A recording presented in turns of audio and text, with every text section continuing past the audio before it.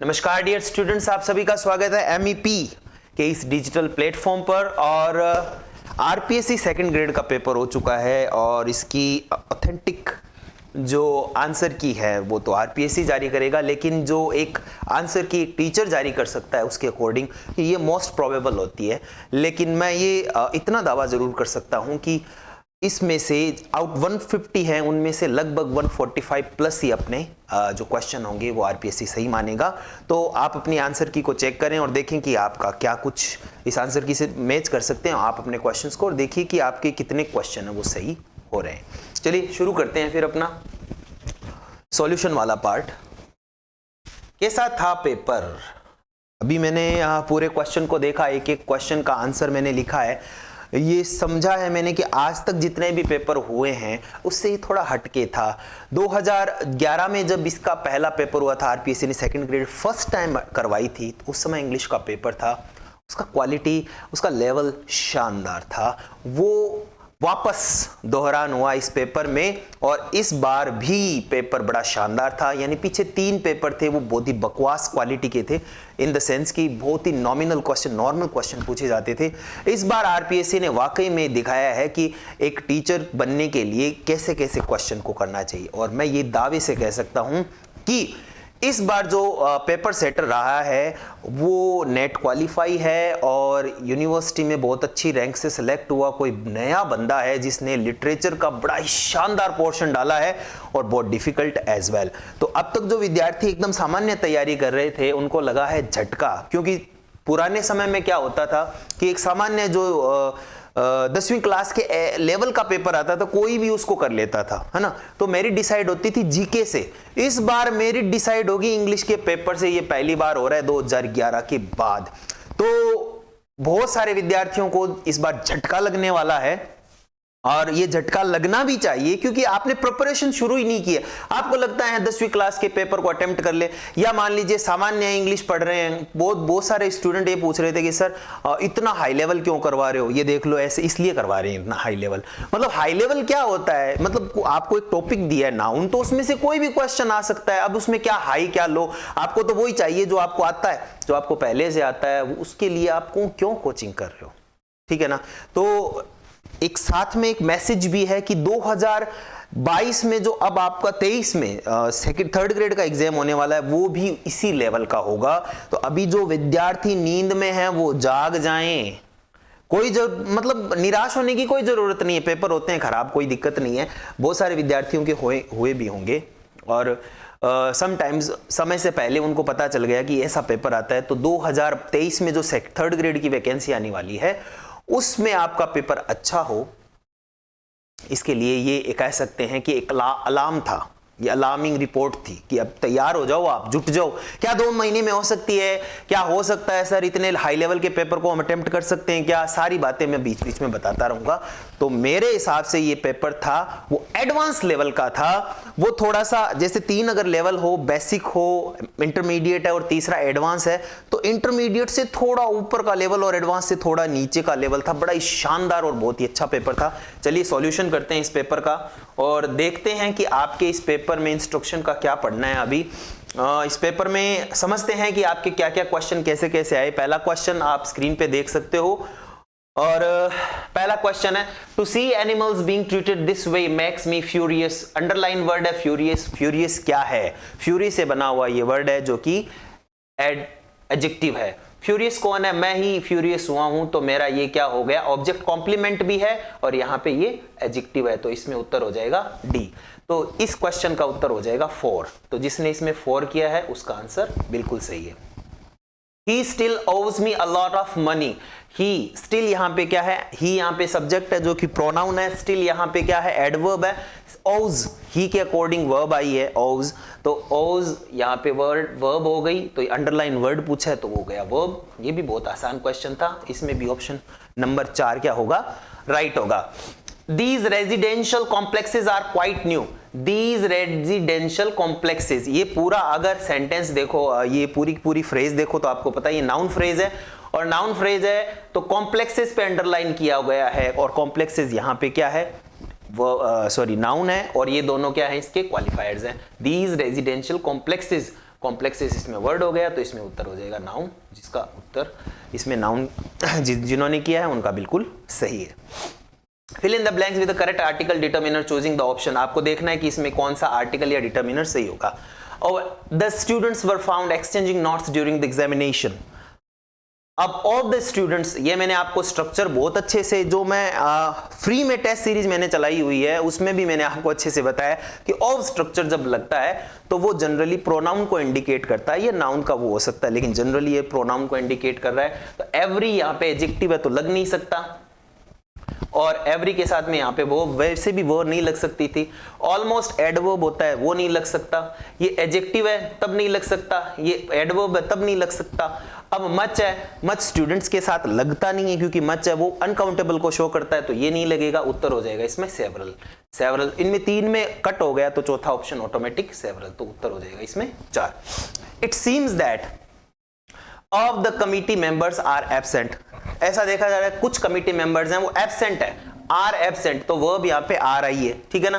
तो अब बताओ एवरी ऑफ, अभी हमने क्या किया कि एवरी क्या है, एक एडजेक्टिव है, तो वो क्या नहीं बन सकता, प्रोनाउन भी नहीं बन सकता, और ऑफ स्ट्रक्चर एवरी के साथ कभी आता ही नहीं, तो कट हो गया। अ लॉट्स नहीं होता, अ लॉट ऑफ होता है, अ लॉट्स ऑफ नहीं होता, तो ये कट हो गया।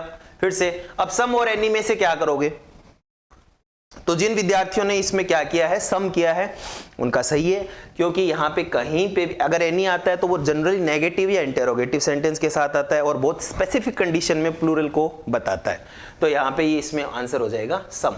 It seems that some of committee members are absent. ऐसा लगता है कि कुछ कमिटी मेंबर अभी भी क्या है, एब्सेंट है, तो इसमें आंसर हो जाएगा 1।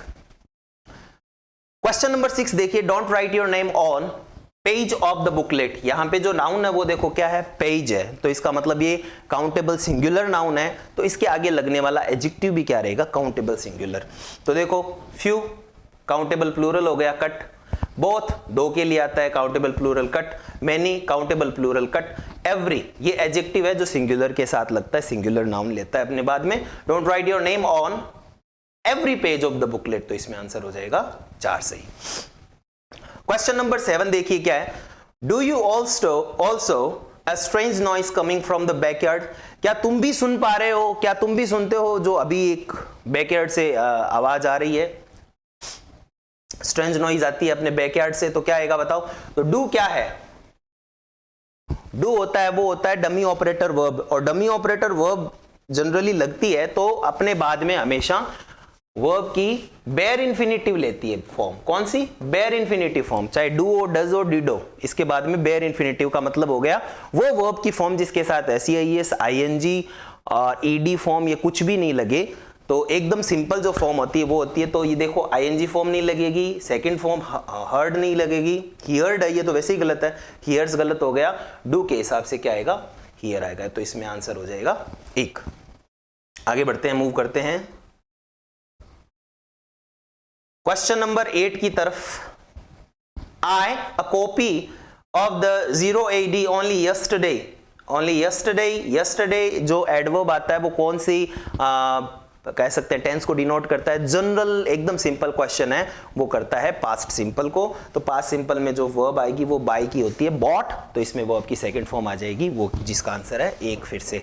तो ये इस पहले पेज की आंसर की है, आप अपनी मैच कर लें।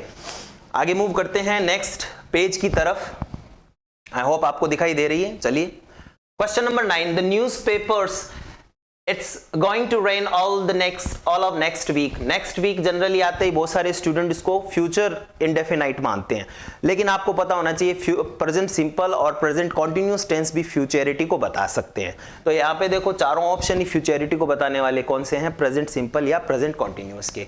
तो अब देखो द न्यूज़पेपर, बी सेइंग नहीं होता, आर सेइंग हो सकता था। न्यूज़पेपर्स क्या है, प्लूरल है, तो सेज नहीं आ सकता, सेज सिंगुलर वर्ब है, और सेइंग सीधा आ नहीं सकता, पार्टिसिपल का यूज नहीं होता इस प्रकार से। द न्यूज़पेपर से, इसलिए इसका आंसर हो जाएगा 3। We are on the 4th floor and our friends live beneath us. Beneath इसमें हो जाएगा कि दूसरे तल्ले पर रहने के लिए आप बीनीथ लगाते हो। अब देखो ये सारी चीजें लोअर, बिलो, अंडर सब किस चीज को बताते हैं, नीचे की सेंस में ही देते हैं, लेकिन बीनीथ का मतलब एक तल्ले से दूसरे तल्ले के लिए स्पेसिफिक कंडीशन में हम बीनीथ का यूज करते हैं। अब ये देखते हैं कि आरपीएससी क्या मानता है, इसका उत्तर होगा बी। अब 11 number question, on the beginning of the book नहीं होगा, at the beginning of the book, एक स्पेसिफिक पेज नंबर होता है और उसमें आप कहते हो कंटेंट, तो इसमें आएगा एट द बिगिनिंग।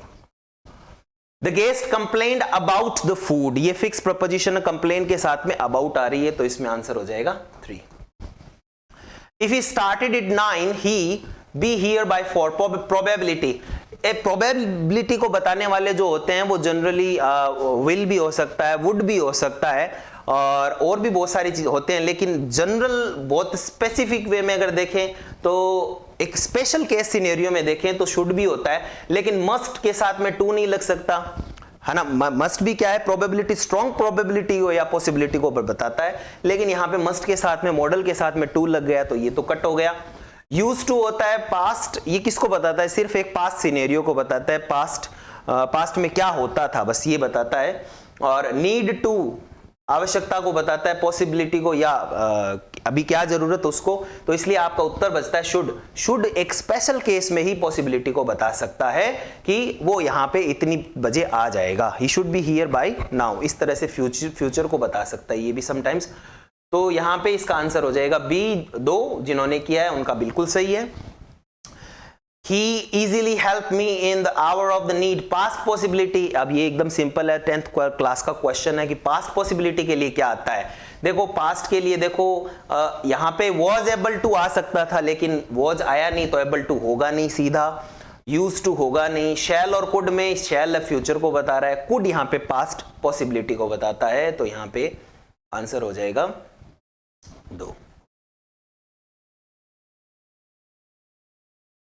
आगे वाला क्वेश्चन है you make a little less noise, suggestion है, तो इसमें क्या हो सकता है, फिर से सजेशन को बताने वाला जो मॉडल होता है वो बहुत ही स्पेसिफिक ऑट टू या शुड होता है, लेकिन इन अ वेरी स्पेसिफिक मैनर। फिर से इस बार क्वेश्चन मैंने बताया एकदम सिंपल नहीं उठाए हैं, बड़े ही स्ट्रॉन्ग और जिन्होंने लॉजिकल एनालिसिस किया है उन्हीं का सही हो सकता है। तो इसमें आंसर होगा माइट और वुड और लेट्स और हैड में से क्या होगा, इसका आंसर बताइए। तो देखो सजेशन को बताने वाले एक बहुत कम स्ट्रॉन्ग रिकमेंडेशन या कह सकते हैं लेस रिकमेंडेशन को बताने वाले जो होते हैं वो होता है माइट, इसलिए हो जाएगा you might make a less noise, suggestion को बताने वाला, इसमें उत्तर होगा सी। तो जिन्होंने सी किया है या कह सकते हैं 3 नंबर किया है वो बिल्कुल सही है। क्वेश्चन नंबर 16 है use the appropriate form of far, far की एप्रोप्रिएट फॉर्म। देखो फार आप अगर इंग्लिश हमारी के&एम इंग्लिश ग्रामर देखोगे उनमें से कोई भी बाहर नहीं है क्वेश्चन। मतलब आप ये सोच रहे होंगे कि सभी दावा करते हैं, दावा करने वाले तो हैं सभी, लेकिन जिन विद्यार्थियों के पास में है वो देख लें एक बार और ये मुझे बताएं कि वाकई में मैं झूठ बोल रहा हूं या सही बोल रहा हूं।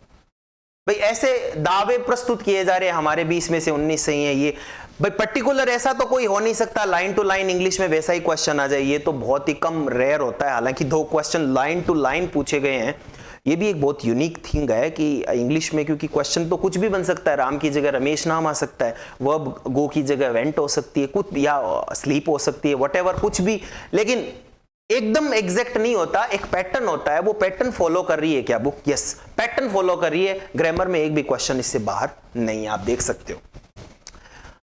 तो फार की 2 डिग्री होती है, एक होता है फार्दर, एक होता है फर्दर, दोनों में कोई ज्यादा डिफरेंस नहीं होता। इस क्वेश्चन में देखो दिस वॉज द आ गया और इसमें सुपरलेटिव डिग्री पूछी ऑब्वियसली, तो इसमें फर्दर और फर्दर दोनों तो क्या हो गई कंपैरेटिव डिग्री, ये तो दोनों होंगे नहीं, तो इसलिए द है सुपरलेटिव, इसलिए आंसर हो जाएगा इसमें एक फर्देस्ट या फारदेस्ट, एक ही मीनिंग है दोनों का, तो इसमें आंसर हो जाएगा ये।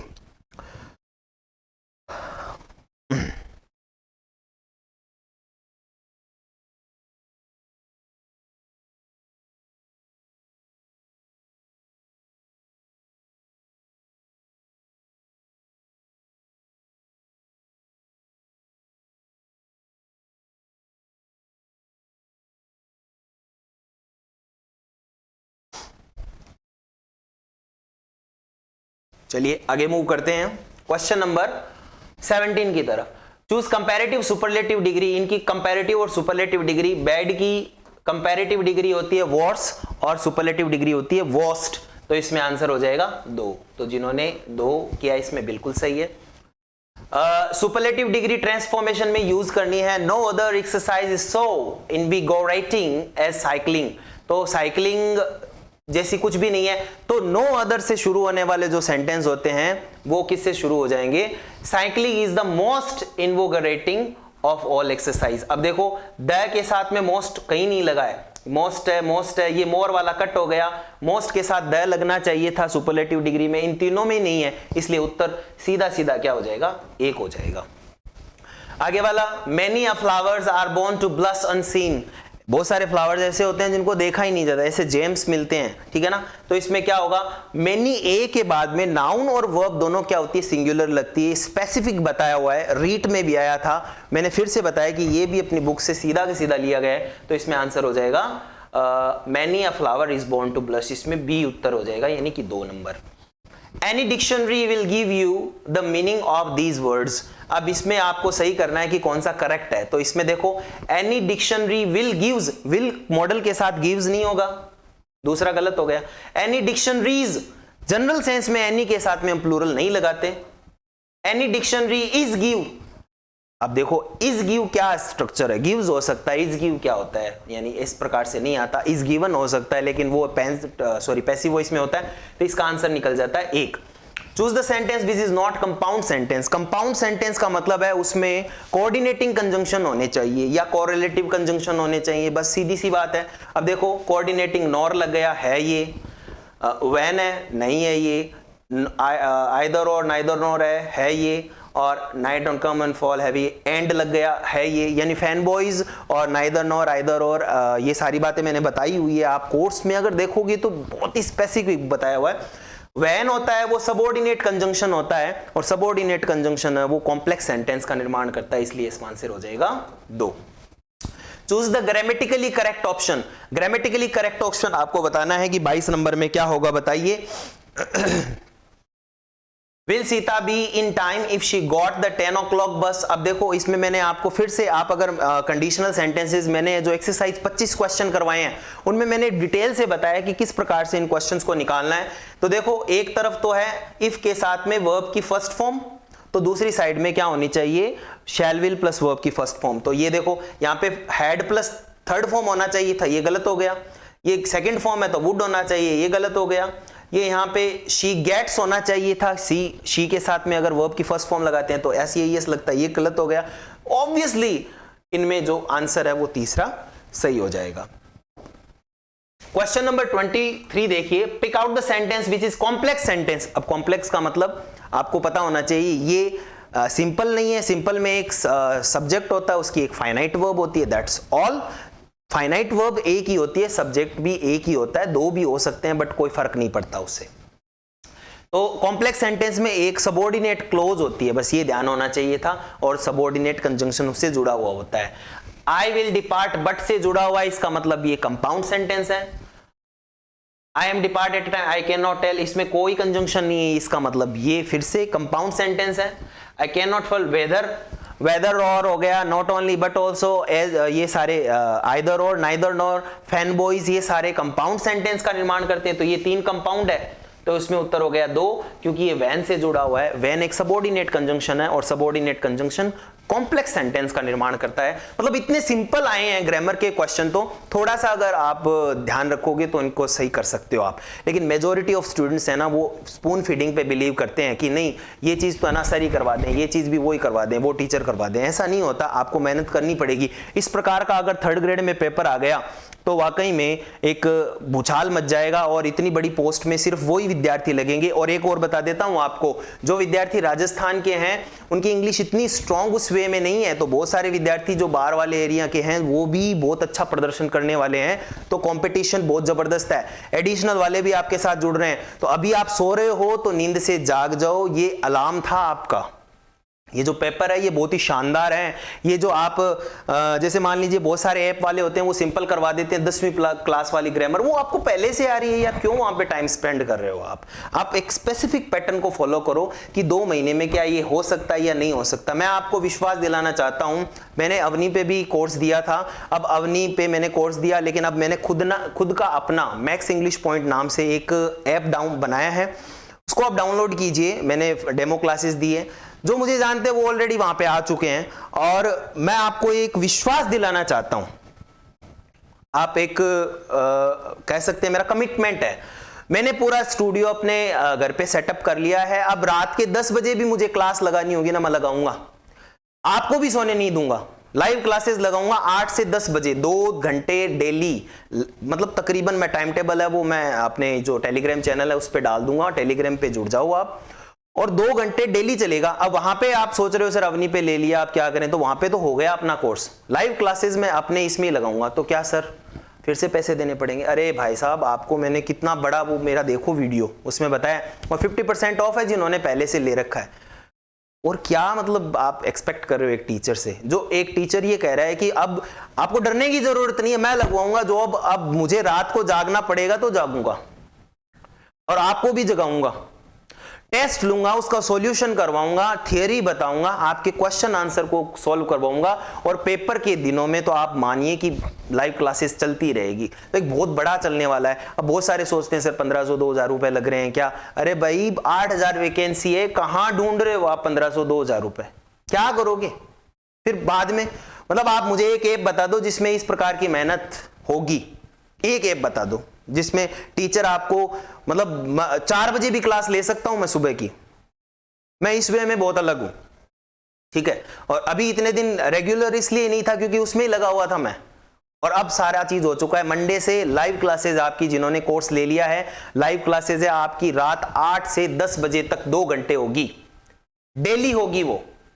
और कुछ टॉपिक हैं वो हैं रिकॉर्डेड, वो आप रिकॉर्डेड जो बेस्ट दिया हुआ है मटेरियल वो पढ़ो, और जो कुछ बचे हुए हैं उनको मैं लाइव चलाऊंगा, और 1 महीने में ही पूरा कोर्स करवा के आगे का 1 महीना हर दिन टेस्ट और उसका सॉल्यूशन, सुबह टेस्ट शाम को सॉल्यूशन, फिर आपकी दिक्कतें उनको सॉल्व। बहुत गजब का चलने वाला है प्रोग्राम। 2 महीने में जॉब लगेंगे क्या? डेफिनेटली लगेंगे, जो मुझसे जुड़ेंगे, मेरा कमिटमेंट है उनसे। अब 1500, 2000, 3000 रुपए की तरफ देखोगे ना तो फिर 8000 की वैकेंसी निकल जाएगी।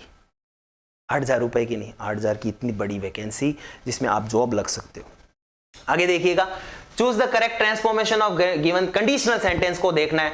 लीव नो मैस बट से कंडीशनल सेंटेंस नहीं बनता, camp in the field and से नहीं बनता। कंडीशनल सेंटेंस भी कॉम्प्लेक्स सेंटेंस का एक टाइप होता है, तो ये दोनों ही कंपाउंड सेंटेंस है, गलत हो गए। You can camp on the field provided ये कौन सा, मैं थोड़ा जल्दी इसलिए बता रहा हूं क्योंकि आपको एक्सप्लेनेशन नहीं चाहिए, आपको सीधा चाहिए मेरा क्वेश्चन से ये गलत, थोड़ी सी एक्सप्लेन कर रहा हूं मैं। तो इसमें सी आंसर सही होगा, क्योंकि प्रोवाइडेड क्या है, एक सबऑर्डिनेट कंजंक्शन है, सबऑर्डिनेट कंजंक्शन कंडीशनल वाला कंजंक्शन है जो कि एक कॉम्प्लेक्स सेंटेंस का निर्माण कर रहा है। और इसमें फिर से living no mess you can, ये तो ये सिंपल सेंटेंस है, तो इसमें आंसर हो जाएगा सी, ये 3 number. Choose the verb that gives agree with the subject. 15 minutes ये कह रहा था मैं, ये आप, मैंने एक पेज नंबर भी लिखा है, page number K&M English grammar के 273 पे जाओ, उसका 6ठा पॉइंट है, उसमें ये सीधा एग्जांपल है। 15 minutes allow to each speaker, एकदम लाइन टू लाइन यही है, ठीक है ना। तो इसमें आ जाएगा इज, इसमें आंसर हो जाएगा, जिन्होंने किया है वो करेक्ट है।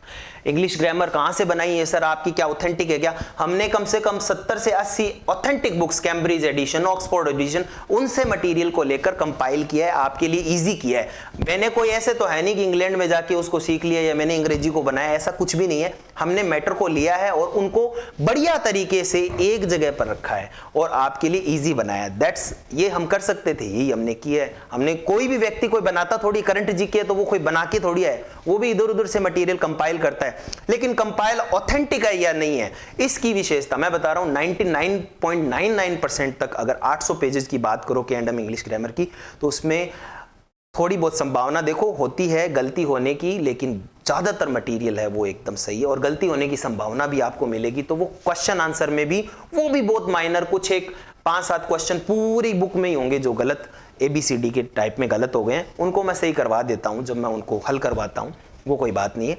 लेकिन क्या ये बुक क्या सर हमें बुक मिल सकती है? बिल्कुल मिल सकती है। आप मेरे नंबर हैं जो नीचे चल रहे हैं स्क्रीन पे, मुझे मैसेज कर दें, मैं आपको बाय पोस्ट 400 रुपीज़ में वो भेज दूंगा। वो 400 ही उसकी मार्केट वैल्यू है, ठीक है ना। मार्केट में हम अवेलेबल इसलिए नहीं करवा रहे हैं, कुछ स्टूडेंट बोल रहे हैं कि भाई वो प्रेशियस मटेरियल है, वो प्रेशियस स्टूडेंट के पास ही, और जो कोर्स ले रहे हैं उनके लिए वो फ्री ऑफ कॉस्ट है, उसके साथ नोट्स भी आपको मिलेंगे।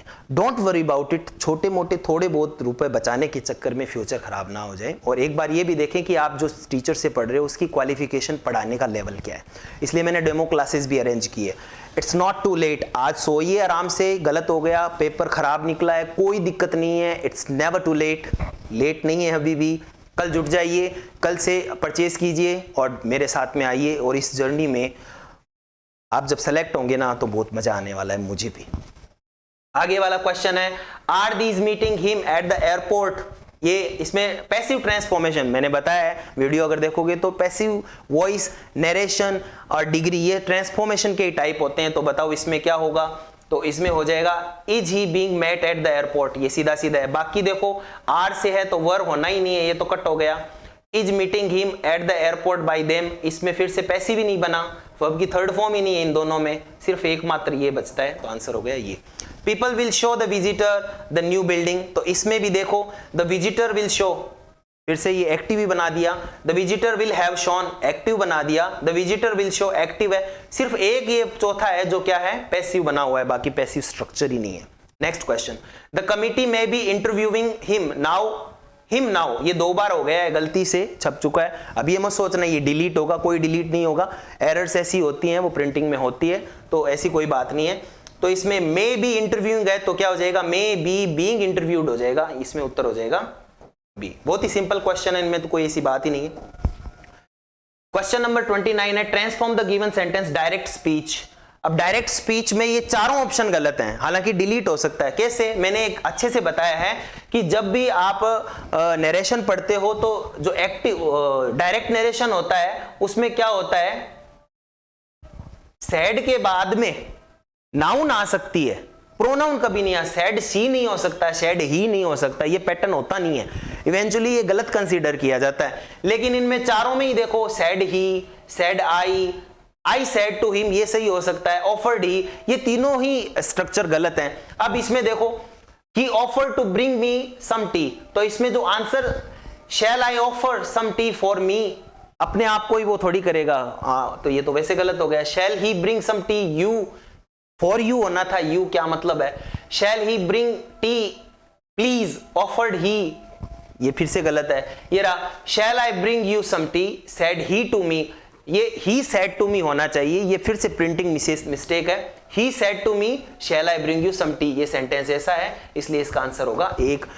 आपको बेनिफिट ऑफ डाउट कुछ नहीं मिलेगा, ये प्रिंटिंग मिस्टेक्स होती है, इनको चैलेंज वैसे नहीं कर सकते आप। हाँ कर सकते हो समटाइम्स, बट इन तीनों में ये एकदम से सीधा सही है, करेक्ट है। हालांकि सैड ही शी ये होता नहीं है, ये मैंने आपको बता दिया। फिर से देखो, नेगेटिव बनाना है आपको। As soon has he come he started to make objections, है ना। एज सुन एज को आप जब नेगेटिव बनाते हो नो सूनर देन होता है, और नो सूनर देन मैंने आपको बताया हुआ है ये होते हैं इन्वर्जन एडवर्ब होते हैं, ये इन्वर्जन कर देते हैं वर्ब का। इन्वर्जन का मतलब है सब्जेक्ट तो पीछे चला जाता है और जो हेल्पिंग वर्ब वो आगे चली जाती है। तो देखो, नो सूनर, नोट ए सुन एज, कट, ए सुन एज का नो सूनर होता है। नो सूनर ही, देखो नो सूनर के बाद में सब्जेक्ट आ गया, ये cut. No sooner than he, फिर से cut. No sooner had he, मैंने बताया नो सूनर के बाद में तुरंत इन्वर्जन होता है तो हेल्पिंग वर्ब आगे आ जाती है, तो इस एक में ही हेल्पिंग वर्ब आगे आई है, ये इसका आंसर हो जाएगा 2। He will the crisis with the family support, वो इस क्राइसिस से अपनी फैमिली के सपोर्ट से बाहर निकल जाएगा। तो बाहर निकलना, इसका मतलब पुल अप और पुल डाउन। पुल अप ऊपर खींचना, नीचे ले आना होता है। पुल ऑफ का मतलब होता है सक्सेस होना, और पुल थ्रू का मतलब होता है डिफिकल्ट परिस्थिति में सरवाइव करना। तो यहाँ पे इस क्वेश्चन में विन करना नहीं है, जीतना नहीं है, इस प्रश्न में है कि विकट परिस्थिति है, कैसे ही करके फैमिली सपोर्ट से वो बाहर निकल जाएगा। जैसे अभी बहुत सारे विद्यार्थी हैं जो इस पेपर में बहुत ही बुरा प्रदर्शन करके हैं। मेरे पास में कम से कम 15 फोन आए कि सर मैं टेंशन में हूं। टेंशन की कोई बात नहीं है, टेंशन तो तब होनी चाहिए जब 3rd ग्रेड भी निकल गई और आगे वैकेंसी नहीं है। अरे 2 महीने का टाइम है, कोई टेंशन की बात नहीं है। आपके सर हैं आपके साथ में, और मैं जैसे अभी तो बहुत फास्ट इसमें चल रहा हूं क्योंकि बहुत बड़ा बनाने का कोई मकसद नहीं है, सीधा आंसर ताकि आपको पता चले। लेकिन आप डरो मत, 2 महीने का वक्त काफ़ी है, आप जुड़ जाओ। अभी ये बार्गेनिंग करने के लिए टाइम नहीं है, कभी सर दो मैं गरीब हूँ ऐसे वैसे, गरीबों के लिए मैंने ऑलरेडी सोच लिया है। और सब बेरोजगार गरीब ही होते हैं, और आपके सर भी गरीब ही हैं, कोई बहुत टाटा अंबानी होते हैं ना, तो वो यहाँ पे आपको इस तरह से ज्ञान नहीं देते, सीधी सी बात है। इसमें क्या है, तो इसमें आंसर हो जाएगा पुल थ्रू। थ्रू मैंने बताया था, थ्रू जहां भी लगता है जैसे गेट थ्रू, तो ये सक्सेस के लिए लगता है, लेकिन यहाँ पे डिफिकल्ट सिचुएशन प्राप्त से बाहर निकलने के लिए होता है, रिकवर करने के लिए होता है। Question number 32, select the appropriate question for the given. I am looking for diary, I am looking for my diary. तो इसका क्वेश्चन बनाना है, did you know where I left, क्या तुम्हें पता है मैंने कहां छोड़ दी? तो इसका उत्तर होगा आई डोंट नो, तो ये तो होना नहीं है। कैन यू नो वेयर, इसका सिंपल सा है, what are you looking for, तुम क्या देख रहे हो? I am looking for my diary, तो इसमें आंसर हो जाएगा 2। फिर है नरेशन को चेंज करना है इनमें से, देखिए I bet Peter won't be on time, मुझे पता है कि पीटर समय पर नहीं आएगा। She said she bet that Peter would be on time. अब इसमें और पहले चौथे में बहुत सारे लोग कंफ्यूज्ड हैं, तो आपको बता दूं कि सैड को आप प्रिडिक्टेड में भी कर सकते हो, और फिर आपको एक सिंपल सेंटेंस के हिसाब से इसमें दैट भी लगाना होता है। जैसे she said that I bet Peter won't be on time, she said हो गया ना, तो ये हो जाएगा शी प्रिडिक्टेड, वो प्रिडिक्ट ही कर रहा है, मैं शर्त लगाता हूं वो टाइम पे नहीं आएगा, तो इसका मतलब उसने प्रिडिक्शन की है, तो ये कह सकते हो she predicted that Peter wouldn't be on time. इसमें उत्तर होगा चौथा। बहुत सारे लोग ऐसे इसमें ए करके आएंगे, लेकिन इसमें आंसर होगा 4, क्योंकि ए इसलिए नहीं होगा, सैड के बाद में दैट कहां लगा है? अरे भाई सिंपल सेंटेंस है, दैट तो लगेगा ना, कोई तो कंजंक्शन लगेगा। ये इन दोनों में कुछ मिस्टेक थी, वो तो रखना पड़ेगा ना। She said that she bat, यहां सैड के बाद दैट लगना चाहिए, आपको पता है ना कंजंक्शन कहां लगता है, तो यहां पे ये कंजंक्शन की एरर है। अब कुछ कहेंगे सर दैट यहां लगा है, अरे भाई साहब दैट यहां लगा है तो गलत है ना, कहां लगना चाहिए था? शी सैड दैट, दैट वहीं लगना चाहिए था, यानी कि रिपोर्टिंग वर्ब के तुरंत बाद में क्या लगना चाहिए था? दैट लगना चाहिए था, इसलिए इसका आंसर 4 नंबर हो जाएगा। बाकी इसमें गलतियां हो सकती है। ये मेरा स्टूडेंट है तपेश, और उसने बहुत कम एरर की है, और मैंने देखा है कि ये जो स्टूडेंट है मेरा तपेश, ये बहुत ही मेहनती बंदा है। ये भी एक बहुत ही सामान्य परिवार से हैं, और लेकिन इसकी मेहनत वाकई में लाजवाब है। इसका लिटरेचर जब आप देखोगे तो मजा आ जाएगा आपको, कितने हाई लेवल के लिटरेचर में इसने इतने अच्छे क्वेश्चन किए हैं।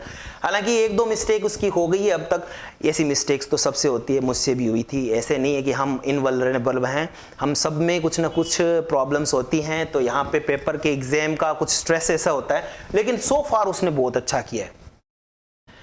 Mark the meaning of the given phrasal verb, get on with the person. Get on, किसी व्यक्ति के साथ में गेट ऑन करना। गेट ऑन का मतलब होता है जैसे कोई पर्सन, एक व्यक्ति, जैसे मान लीजिए गेट ऑन का मतलब एक तो होता है कि किसी व्हीकल में एंटर करना, और गेट ऑन का मतलब होता है प्रोग्रेस करना भी, या सोशेबल होना किसी व्यक्ति के साथ, तो ये हो जाएगा get on with the person का मतलब लिव सोशेबली, तो आंसर हो जाएगा इसमें 4।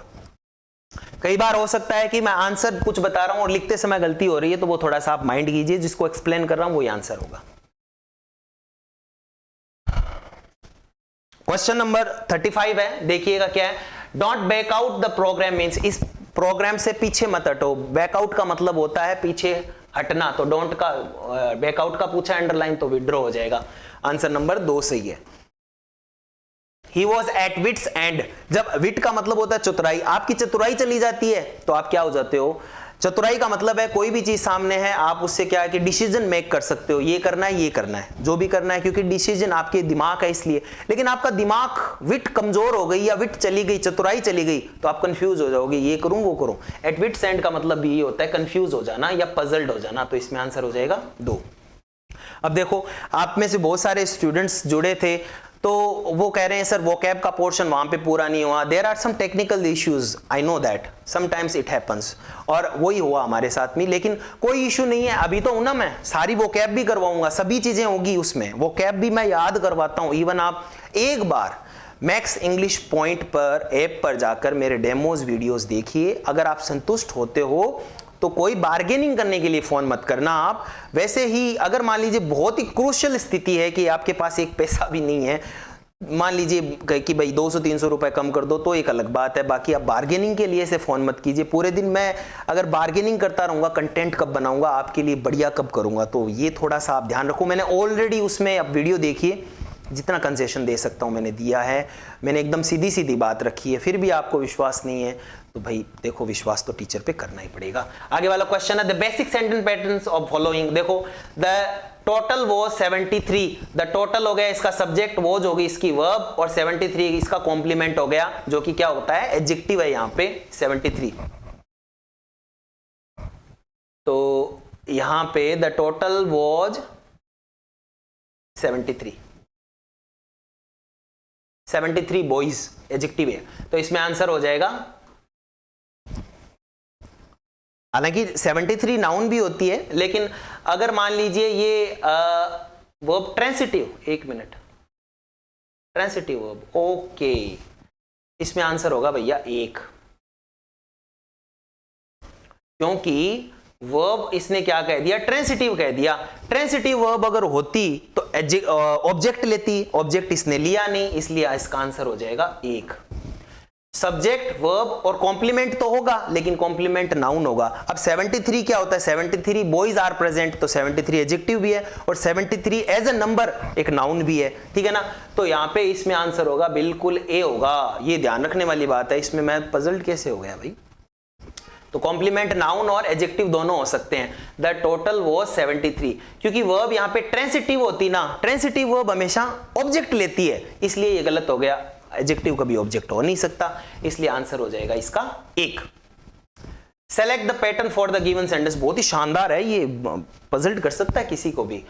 द लिटिल बॉय नाउन हो गया, ये नाउन फ्रेज, हैज मेड ये हो गया प्रिडिकेटर या verb phrase, his clothes dirty, तो the little boy has made what his clothes dirty, तो little boy हो गया इसमें नाउन, फिर हो गया ये वर्ब, और फिर बाद में his clothes dirty, तो ये क्या हो जाएगा देखो, has made what, देखता है इसके क्या आंसर हो सकता है। the little boy has made, तो ये हो गया सब्जेक्ट प्लस प्रिडिकेट, ठीक है, दो चीज तो हो गई, प्रिडिकेटर हो गया, सब्जेक्ट हो गया, made what his close dirty हो गया।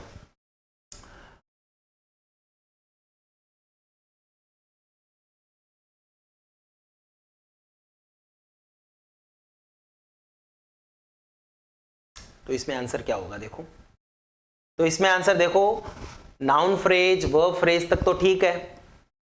अब यहां पे पूछा है नाउन प्रोनाउन एडजेक्टिव, तो नाउन प्रोनाउन एडजेक्टिव ये तो है नहीं, नाउन या प्रोनाउन और एडजेक्टिव क्वेश्चन ही, नाउन फ्रेज है, नाउन प्रोनाउन हैज मेड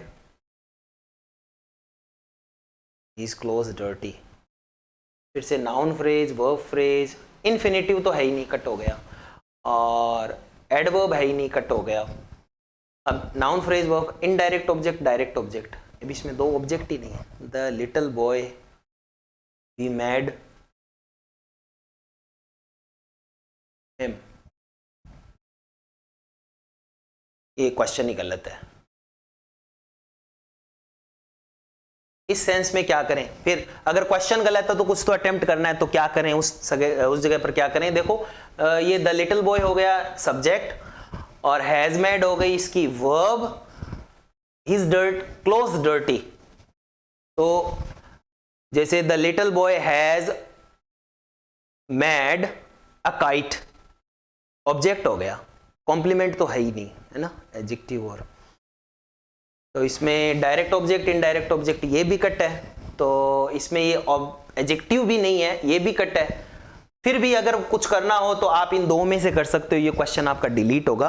और वैसे अगर फिर भी वो माने तो शायद ये दूसरा मान सकते हैं, क्योंकि देखो एडजेक्टिव तो इसमें कहीं है ही नहीं, he is close dirty, little boy थोड़ी है, लिटिल बॉय और दोनों आइडेंटिटी डिफरेंट है, इसलिए हो नहीं सकता। तो अगर माने तो इसमें दूसरा उत्तर सही हो सकता है। और एक बार चेक करता हूँ मैंने कुछ माना है क्या इसमें, बड़ा ही क्रूशियल क्वेश्चन है ये तो ये तो नहीं होगा, ये ध्यान रखना है। आगे वाला, choose the correct phrasal verb of complete sentence, देखो कौन सा होगा। If you think that you are going to be easy it's a shock, तो इसमें होगा बी इन फॉर, इसमें आता है बी इन फॉर का मतलब होता है कि जो आपने सोचा है उससे खराब ही होना, ठीक है ना, be in for, it is going to be a shock for you, answer हो जाएगा इसमें ए।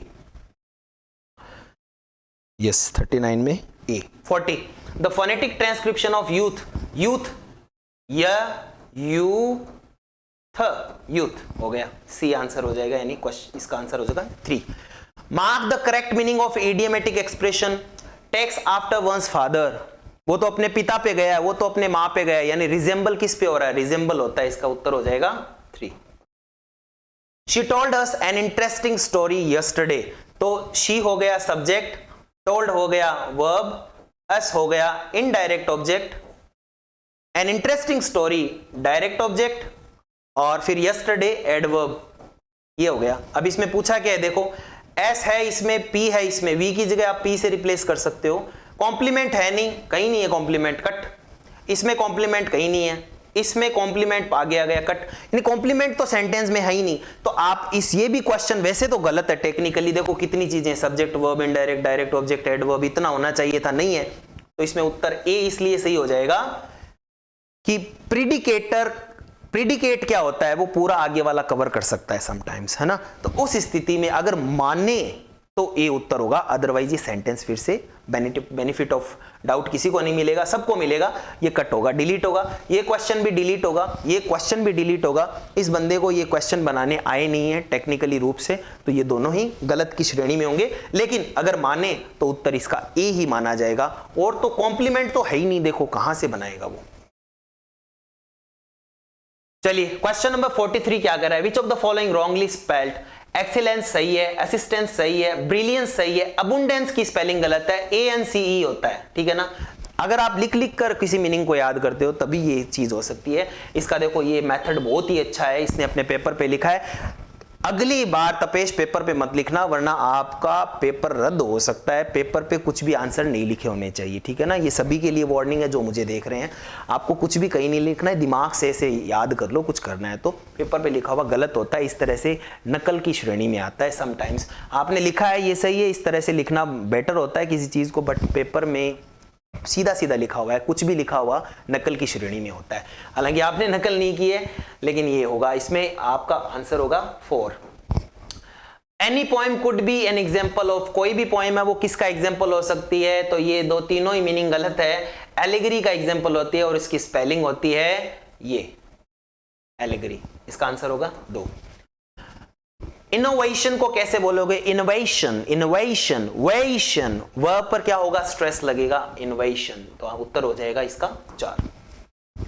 डिसेप्टिव का मतलब होता है मिसलीडिंग, बिल्कुल इसमें 1 हो जाएगा। इम्परफेक्ट का मतलब होता है फ्लॉड, ये भी इसका सही है, 1 हो जाएगा। अंडरलाइन वर्ड है उसका बताओ। एप्ट का मतलब क्या होता है, स्किल्ड को बोलते हैं एप्ट, या प्रवीण, कौशल, जिस कुशल कोई व्यक्ति होता है उसके लिए स्किल्ड को या कह सकते हैं बी फिटिंग, इसका एक बढ़िया सिनोनिम है, इसका आंसर हो जाएगा सी। देखो कितनी अच्छी इसकी वोकैब है, इसने बहुत अच्छे से वोकैब तैयार की है। ये one of my favourite students में से है, जो जिसको मैं ये बोलूँ ना, मतलब कुछ ऐसे विद्यार्थी भी है मेरे पास में जो मतलब मेरे वीडियो आने के अगर 2 भी बज रहे हैं ना उनको रात को, तो वो वीडियो देखकर ही सोते हैं, और सुबह मुझे मैसेज करते हैं सर पूरा वीडियो देख लिया, और मैं उनसे पूछता भी हूँ कहीं कोई दिक्कत है या नहीं। मतलब ऐसे टीचर काम मिलेंगे आपको जो ऐसे पूछते हैं आपको, बस ये बता दो मुझे। बाकी ठीक है कोई बात नहीं है, बढ़िया टीचर मिल सकते हैं आपको, बट ऐसे टीचर नहीं मिलेंगे जो आपके बारे में इतना सोचते हैं, ये मैं कह सकता हूँ। The headword of the given phrase, अब देखो ये पूरा का पूरा, some of the most precious finds of geologist, मान लीजिए मैं लिखता हूं यहां पे आर वर्ब, तो ये पूरा का पूरा क्या हो गया, सब्जेक्ट हो गया। अब सब्जेक्ट में हेडवर्ड क्या है, सब्जेक्ट नाउन है, नाउन फ्रेज है पूरा, इसमें हेडवर्ड नाउन कौन सी है, तो देखो some of the most precious of geologist, meaning नहीं निकल रहा है। Some of the most finds of geologist, या फाइंड्स को अगर डिलीट कर दोगे ना आप तो इसका मीनिंग ही नहीं निकलेगा। तो इसमें ट्रू जो सब्जेक्ट है, हेडवर्ड है, वो क्या है, फाइंड्स हैं, जो कि एक नाउन है, और बाकी ये सारे क्या हैं, इसके ऑफ स्ट्रक्चर और ये लगा हुआ सारे के सारे MHM यानी कि मॉडिफायर है। बाकी ये आगे वाला प्री मॉडिफायर है और पीछे वाला पोस्ट मॉडिफायर है, तो इसमें आंसर हो जाएगा 4। फाइंड्स क्या है, यहाँ पे नाउन फ्रेज है, और नाउन फ्रेज में जो नाउन वर्ड होता है हेडवर्ड, वो नाउन ही होता है, तो इसका आंसर ये हो जाएगा। नेक्स्ट मूव करते हैं क्वेश्चन नंबर 50 की तरफ, कि बोर्ड्स मी स्टिफ, ठीक है ना, तो ही इसमें हो गया सब्जेक्ट, बोर्ड्स हो गया इसमें वर्ब, मी इसमें ऑब्जेक्ट हो गया, और स्टिफ है वो क्या हो गया, कॉम्प्लीमेंट हो गया। तो इसमें आंसर क्या हो जाएगा, देखो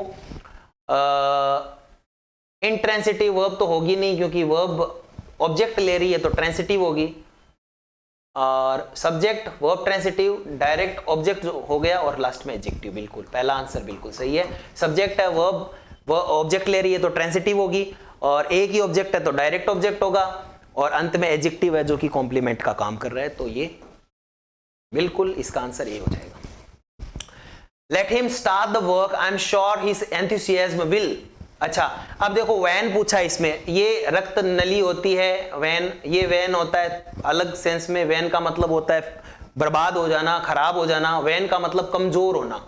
WANE का मतलब होता है धीरे धीरे कोई चीज क्षीण होती है, कमजोर पड़ती है, उसके लिए लगता है। और यहाँ पे ये कहा है कि उसको काम करने दो, मुझे पता है उसका जल्दी ही एंथुसियाज्म कम हो जाए। कुछ वैसे विद्यार्थी होते हैं ना, जैसे समटाइम्स ऐसे होते हैं बहुत सारे, कि बोलते कुछ हैं लेकिन जब शुरू करते हैं ना तो हमें पता होता है कि वो थोड़ी दूर का ही राहगीर होता है, उसके बाद में वो मतलब जल्दी डाउन आ जाता है। तो वो स्थिति है कि उसको काम करने दो, करेगा ना काम तो पता चलेगा कि इसका एंथुसियाज्म एक बार तो बहुत ऊपर है, फिर धीरे धीरे कम हो जाता है। तो वैन यहां पे आएगा, आंसर होगा 2। आवर मोराल, मोराल की स्पेलिंग देखो होती है MORALE। किसी भी प्रकार की क्षणिक जो फीलिंग आती है, एट प्रेजेंट इमोशन आता है खुशी का या कुछ भी जनरली, तो वो मोराल होता है। तो इसमें आंसर हो जाएगा 3। फिल इन द ब्लैंक्स देखना, एक्सप्रेशन एप्रोप्रिएट देखते हुए क्या होगा। With a small income and a large family to maintain, he finds it rather difficult to take up the cudgels का मतलब है बहुत परेशानी से मतलब लड़ाई के लिए एकदम तैयार होना। Being neither nor here there कोई मतलब ही नहीं है, इडियोमेटिक एक्सप्रेशन ही नहीं है, प्रोवर नहीं होगा।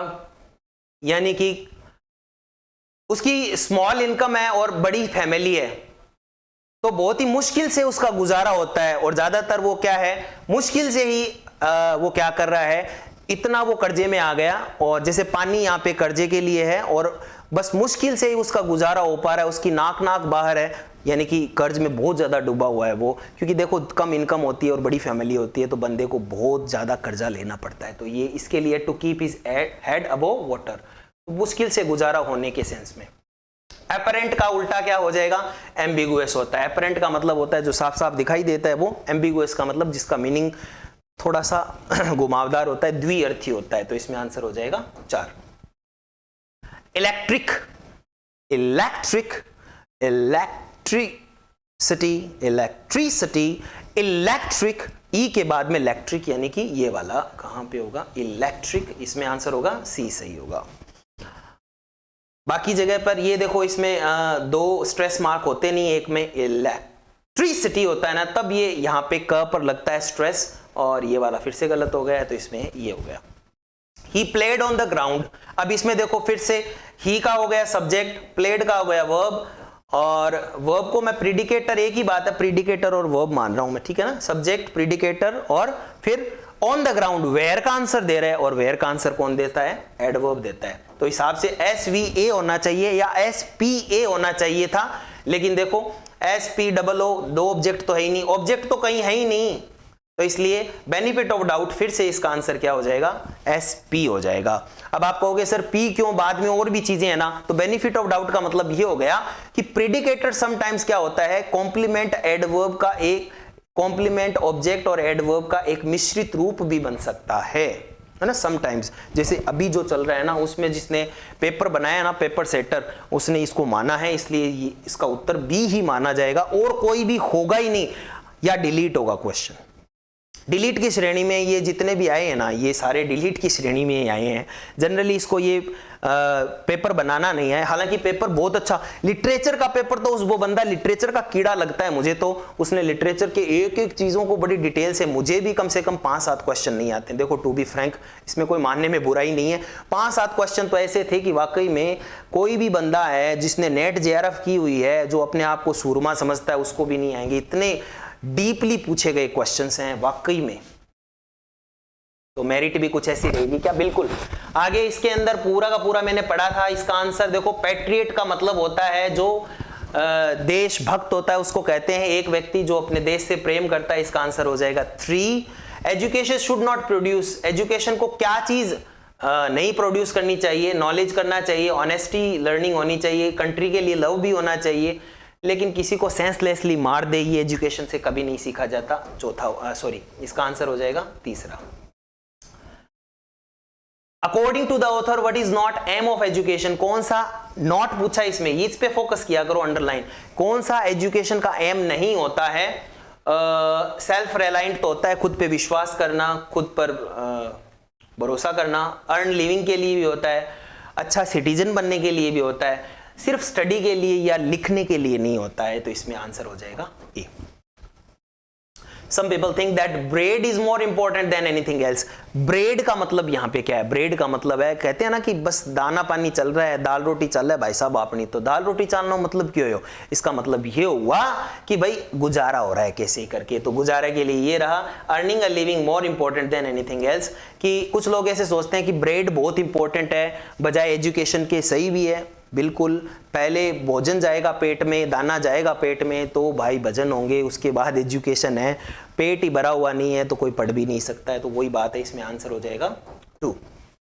सेल्फ रिलायंट का मतलब क्या होता है? रिलायंट का मतलब होता है able to do decide things by yourself, अपने आप अपने समझ के हिसाब से डिसीजन लेना, सेल्फ रिलायंट। आंसर हो जाएगा 4।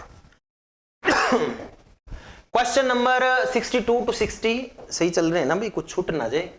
62 to 66 वाले देखो। A great hope fell, you heard no noise, the ruined voice within, O cunning wreck that hold no tale and let no witness in. The mind was built for mighty freight, for dread occasion planned, how often wandering sea, ostensibly on land, not admitting of the wound until she grew wide, that all my feet had entered it, and there were thoughts beside. A closing of the simple lid that opened to the sun until the tender carpenter perpetual nailed it down. तो ये जो poem है वो I think Ezra pound की है। इसमें देखते हैं कि क्या क्या आंसर आ रहा है। क्वेश्चन मैंने इसको पढ़ा था, इसको अच्छे से समझा। तो in the third stanza how has the word wound occurred. Wound का मतलब क्या है? वुंड का मतलब घाव होता है। किसके लिए आया है? देखो डिसअपॉइंटमेंट तो है इस पोएम में पूरी में, क्योंकि होप चली जाती है तो व्यक्ति बहुत परेशान हो जाता है और दूसरे व्यक्ति को पता भी नहीं चलता है ये कितना डिप्रेस्ड है। जब तक किसी पे, जैसे अभी आप पे क्या गुजर रही है ये मैं फील इतना कर सकता हूं क्योंकि मैंने कंपटीशन दिया है, तो मैंने भी डिफीट को देखा है, महसूस किया है, तो मुझे पता है कि आपके मन में क्या चल रहा है। कुछ लोग रो रहे भी होंगे, कुछ ऐसे फील कर रहे होंगे कि हमसे आगे निकल जाएंगे, कुछ ऐसे बहुत सारी ऐसी फीलिंग होती है जो राइट नाउ आप फील कर पा रहे होंगे। मैं समझ पाता हूं, लेकिन उतनी नहीं समझ पाऊंगा जितना अभी आप फील कर पा रहे हो, क्योंकि मैंने अपने टाइम फील किया था वो थोड़ी, अब मैं जॉब लग गया तो वो नहीं फील कर पाऊंगा ऑब्वियसली। लेकिन मुझे इतना जरूर पता है कि आपको बहुत फील हो रहा है। आज आपका पेपर अच्छा नहीं हुआ है, डेफिनेटली मेरा भी पेपर अच्छा नहीं हुआ था। 2012 में एक पेपर मैंने दिया 2nd ग्रेड का, उसमें मेरे जीके का पोर्शन अच्छा नहीं हुआ। इंग्लिश में मेरे बहुत अच्छे मार्क्स थे, 251 थे आउट ऑफ 300। मैं किसी को बीट कर रहा था इंग्लिश में, कोई भी मेरे सामने आ रहा था, लेकिन जीके में मेरा पोर्शन थोड़ा सा कमज़ोर रहा, एवरेज बिलो एवरेज रहा, सिलेक्शन नहीं हुआ। मैं जहाँ पे था अपने दोस्त के घर से, वहाँ से अपने घर तक नहीं आ पाया। मेरे पेट में क्रैम्प्स चलने लगे, पैर चल नहीं पा रहे थे।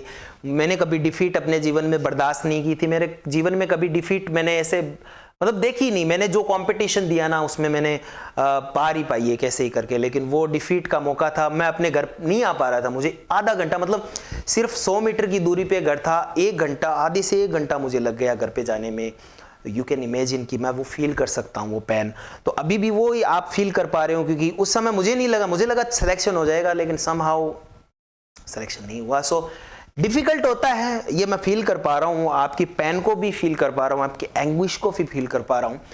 बट कर क्या सकते हैं, जो गया सो गया, मौका तो गया, कोई बात नहीं है, लेकिन एक मौका इंतजार कर रहा है। मुझे एक मौका दो आप, मैं आपके जीवन को बनाऊंगा, ठीक है ना। आप मेरे साथ जुड़ जाओ, मुझे ऐसे फोन मत करो कि ये सर वो कर दो, वो ये कर दो। मैं अपने आप सब चीजें करूंगा, मुझे आप बस स्वतंत्रता दो कि सर आप करो, आप जैसा करोगे ना हम तो आपके पीछे हैं।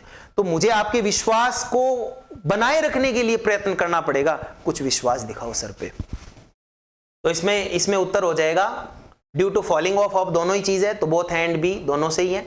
द सेकेंड स्टेंजा सजेस्ट, दूसरा स्टेंजा क्या बताता है? ये बताता है कि माइंड है वो स्ट्रांग होता है, वो किसी भी चीज को झेल लेता है, लेकिन समटाइम्स होता ही है। देखो अभी आपका माइंड है वो ही झेलेगा इस चीज को, आपके हार्ट से तो ऐसे रोना निकल रहा होगा ऐसे अंदर से बहुत अलग चीज, लेकिन आपका माइंड है ना वो झेल जाएगा, इसलिए आंसर होगा इसमें 4। Who what personified stanza first, पहले स्टेंजा में किसको पर्सोनिफाइड किया है? देखो कनिंग रेक, कनिंग कौन होता है? रेक। अब देखो इसको भी पर्सोनिफाइड किया है, और दूसरा great hope fail, hope fail हो गई उसको भी पर्सोनिफाइड किया है। इसमें होप और रैक दोनों को ही पर्सोनिफाइड किया है। मैं किसे करूंगा? मैं इसे होप को क्या करूंगा? पर्सोनिफाइड मानूंगा, हालांकि रैक भी पर्सोनिफाइड ही है, क्योंकि कनिंग चतुर कौन होता है? रैक। रैक का मतलब यहां पे हो गया कि तबाही चतुर होती है। अब तबाही चतुर मतलब फिर से यहाँ पे कह सकते हैं कि रैक भी है वो है, लेकिन मेरा मानना ऐसा है कि इस पोएम में होप को क्या किया है? पर्सोनिफाइड किया है, और उसकी सब क्वालिटीज को इसके अंदर बताया गया है। तो इसमें आंसर मैं मानूंगा 3, मेरा मानना है, हालांकि ये दोनों ही है, ये भी मैं ही कह रहा हूं। Question number, the tone of the poem 65 है। देखो पेसिमिस्टिक और डिसअपॉइंटिंग है बिल्कुल, इसमें रोना ऐसे, होप ही चली गई तो होप ऑप्टिमिस्टिक होती है, होप चली गई तो पेसिमिस्ट अपने आप हो गई। इसमें आंसर हो जाएगा 1। In the stanza of the poet talks about, इस स्टेंजा में फर्स्ट स्टेंजा में क्या बताता है? वो बताता है देखो डिसअपॉइंटमेंट बताता है, हर्ट को भी बताता है कि कोई उसकी प्रॉब्लम को देख भी नहीं पाता, इसको भी बताता है, इसलिए आंसर हो जाएगा इसका 4। Name of the author collection short story Padmavati harlot and stories, बिल्कुल कमला दास है, इसमें कुछ सोचना ही नहीं है, ये तो सिंपल सिंपल सीधे क्वेश्चन थे, ये वाला क्वेश्चन सीधा है। He is acclaimed depiction of social behaviour towards people belonging the poor unprivileged caste of India. Caste of India से जो है वो मुल्क राज आलम जिन्होंने अनटचेबल लिखा था उससे ही रिलेटेड ये पूछा गया है, और अनटचेबल उनका फेमस नॉवल था, उससे संबंधित है, तो ए आंसर हो जाएगा, यानी कि 1। एक पीरियड जिसमें विजुअल और लिटरेरी आर्ट्स दिखाई गई थी, जेम्स फर्स्ट के समय का पीरियड, तो सीधी सी बात है जेम्स फर्स्ट के जो रेन था, पीरियड था, वो कौन सा था? ये जैकोबियन एज ही था, तो बिल्कुल इसमें ए सही है। तोरू दत्त ने लोटस जो पोएम लिखी थी वो क्या है? वो पेट्रार्कन सोनेट है, उसमें A B B A B B A C D E stanza का पैटर्न है, तो इसमें उत्तर हो जाएगा 1। ऑक्सफोर्ड इंग्लिश डिक्शनरी है, वो बताती है perplexity, difficulty, Jacques Derrida as a text of most doubtful, contradictory moment. The word postmodernism, character criticism is. अब मुझे तो इसका आंसर कहीं मिला नहीं, ये मैं डाउटफुल क्वेश्चन, फिर भी मैंने इसमें भी 2 नंबर आंसर सही माना है मेरे अकॉर्डिंग। ये पहला क्वेश्चन था जिसमें मुझे दिक्कत आई थी, मैं होता तो क्या करता, इस क्वेश्चन को छोड़ता, लेकिन अगर करता तो मैं भी इसमें 2 नंबर आंसर ही करता, बाकी मुझे इनके मीनिंग ही पता नहीं है। तो जब मीनिंग ही पता नहीं होता है और लिटरेचर इतना ज़्यादा हार्ड आता है, कोई नेट करने वाला है उसको भी नहीं आएगा, डेफिनेटली बता रहा हूँ। आपको लग रहा है कि नेट वाले तो पता नहीं भगवान होते हैं, नहीं, तुक्का लगता है भाई साहब नेट में भी आपका। हाँ ठीक है, जो नॉर्मल चीज़ें आप पढ़ते हो उनमें से प्रश्न आते नहीं हैं आपको लगता है तो, लेकिन कुछ चीज़ें उन पढ़ने से क्या होती है, आप जोड़ देते हो कि ये शायद नहीं होगा, ये नहीं होगा, इस तरह से क्वेश्चन हल होते हैं। बाकी ये मान के चलते हो ना कि हाँ वो नेट किया हुआ है इंग्लिश में, वो मैथमेटिक्स में, तो मैथमेटिक्स और इंग्लिश में जो जिन्होंने नेट किए ना उनके 10 क्वेश्चन, वो ये नहीं कह सकते ये 10 क्वेश्चन मुझे आ रहे थे। फिर से मैं बता रहा हूँ, मेजॉरिटी ऑफ स्टूडेंट के लिए बोल रहा हूँ, ऐसे नहीं बोल रहा हूँ। तो ऐसे भी मत सोचना कि नेट किया हुआ है वो 2nd ग्रेड 1st ग्रेड लग जाएगा, इस पेपर के हिसाब से लग सकता है। बाकी आज तक जो पेपर थे वो नेट के लिए बने ही नहीं थे, ये पेपर नेट वालों के लिए बना है। वाकई में जिन्होंने नेट सेट की तैयारी अच्छे से की है ना, वो क्वेश्चन ये कर सकते हैं। आगे देखिएगा, the boat ride was written, boat ride है वो अरुण कोलाटकर ने लिखी है, बिल्कुल इसका सही है। मैंने कहा था इस बंदे का, इस बच्चे का लिटरेचर बहुत अच्छा है, बहुत अच्छे से इसने तैयारी की थी। जब मैं इसको ऑफलाइन भी पढ़ा रहा था, 6 महीने इसको, इसके बैच को पढ़ाया है, बड़े ही तल्लीनता से ये पढ़ता था। थोड़ा सा ऐसे भी है कि हाँ शैतान भी है थोड़ा, लेकिन ऐसा है बढ़िया तरीके से ओवरऑल ठीक है। कभी कभार ये एक रिडिकुलस क्वेश्चन भी पूछता है, लेकिन एक स्टूडेंट पूछता भी है, वो कहाँ जाए बेचारा। The works heart of darkness, Joseph Conrad, waste land, Eliot, Ulysses, James Joyce, situation, metro, Ezra Pound, ये एग्जाम्पल किसके हैं? ये फिर से बताओ, ये सारे के सारे जो भी हैं वो मॉडर्निस्ट पोएम है, बिल्कुल। एक बार मैं इसको टैली कर लेता हूं, मैंने 73, बिल्कुल 3 इसमें आंसर हो जाएगा। एस्था एंड राहेल ये दोनों कैरेक्टर है अरुंधति रॉय के। अरुंधति रॉय का जो है ना the God of small things, ये सबसे बेस्ट है। तो अगर पूछे तो जनरली जिनको जिसमें प्राइज मिला है उसके बारे में देखो, एक बात बताता हूं, इस पेपर से ये समझ में आया है, जिसको कॉमनवेल्थ है, पुलिट्जर है, ये जो भी साहित्य अकादमी पुरस्कार जिस लेखन कार्य के लिए मिला है उसको पढ़ना पड़ेगा। अगली बार से आप एक काम करना, जैसे आपको 15 राइटर दिए थे ना, 15 राइटर्स को जिसमें हर बार तो क्या करते थे, प्राइजेस क्या मिले, नॉर्मल क्वेश्चन थे। इस बार जिसमें प्राइज मिला है ना उसकी पूरी थीम, समरी, कैरेक्टर सब पूछा है इस पेपर में। तो इससे ये शिक्षा मिलती है, इनको पढ़ना है। तो 74 में आंसर हो जाएगा इसमें 2, the God of small things. His works focus on flora and fauna in the around Himalaya. He loves the nature, spend idyllic surroundings. ये तो और कोई नहीं है, रस्किन बॉन्ड ही है। इसका आंसर हो जाएगा 1। Which taboo topic Shashi Deshpande highlight story? Intrusion में इसने क्या बताया था? इंट्रूजन में बताया था मार्शल रेप के बारे में। ये मैंने पढ़ा हुआ है, इसमें ये बताया है कि जो महिला वर्ग फेमिनिस्ट है, ये फेमिनिस्ट के बारे में, फेमिनिज्म के बारे में बताया कि महिला, शशि देशपांडे फेमिनिज्म की तरफ ये ज्यादा जाती है। और इन्होंने जो बताया है वो जो व्यक्ति जिसकी शादी हो जाती है उसके बाद में महिला से फोर्स सेक्स किया जाता है उसे बोलते हैं मार्शल रेप। यानी शादी के बाद में कपल है, स्पाउस है, वो फोर्सफुली उसके साथ सेक्स करता है, उसे रेप की श्रेणी में लिया गया है, उस पर इन्होंने बताया। तो इसमें आंसर हो जाएगा 3। बहुत अच्छा, मतलब अब इसको ये छोड़ना था तो इसने ये छोड़ा है। ये छोड़ने वाला क्वेश्चन था, किसी को पढ़ा हुआ है तो ठीक है, और मैं बताता हूँ 99% किसी ने नहीं पढ़ा। आप मुझसे इवैल्यूएशन चाहते हो तो मैं बताता हूँ कि लिटरेचर में जिसके 30% सही है क्वेश्चन, 30 से 40% क्वेश्चन सही है, वो सेलेक्ट है। In writer among the not contributed essential post modern, कौन सा है जिसने पोस्ट मॉडर्न के लिए नहीं किया? तो इसमें देखो टीएस एलियट बिल्कुल सही है। इसमें टीएस एलियट थे, वो मॉडर्निस्ट थे, पोस्ट मॉडर्निस्ट नहीं थे। बिल्कुल 77 में 2 ही होगा।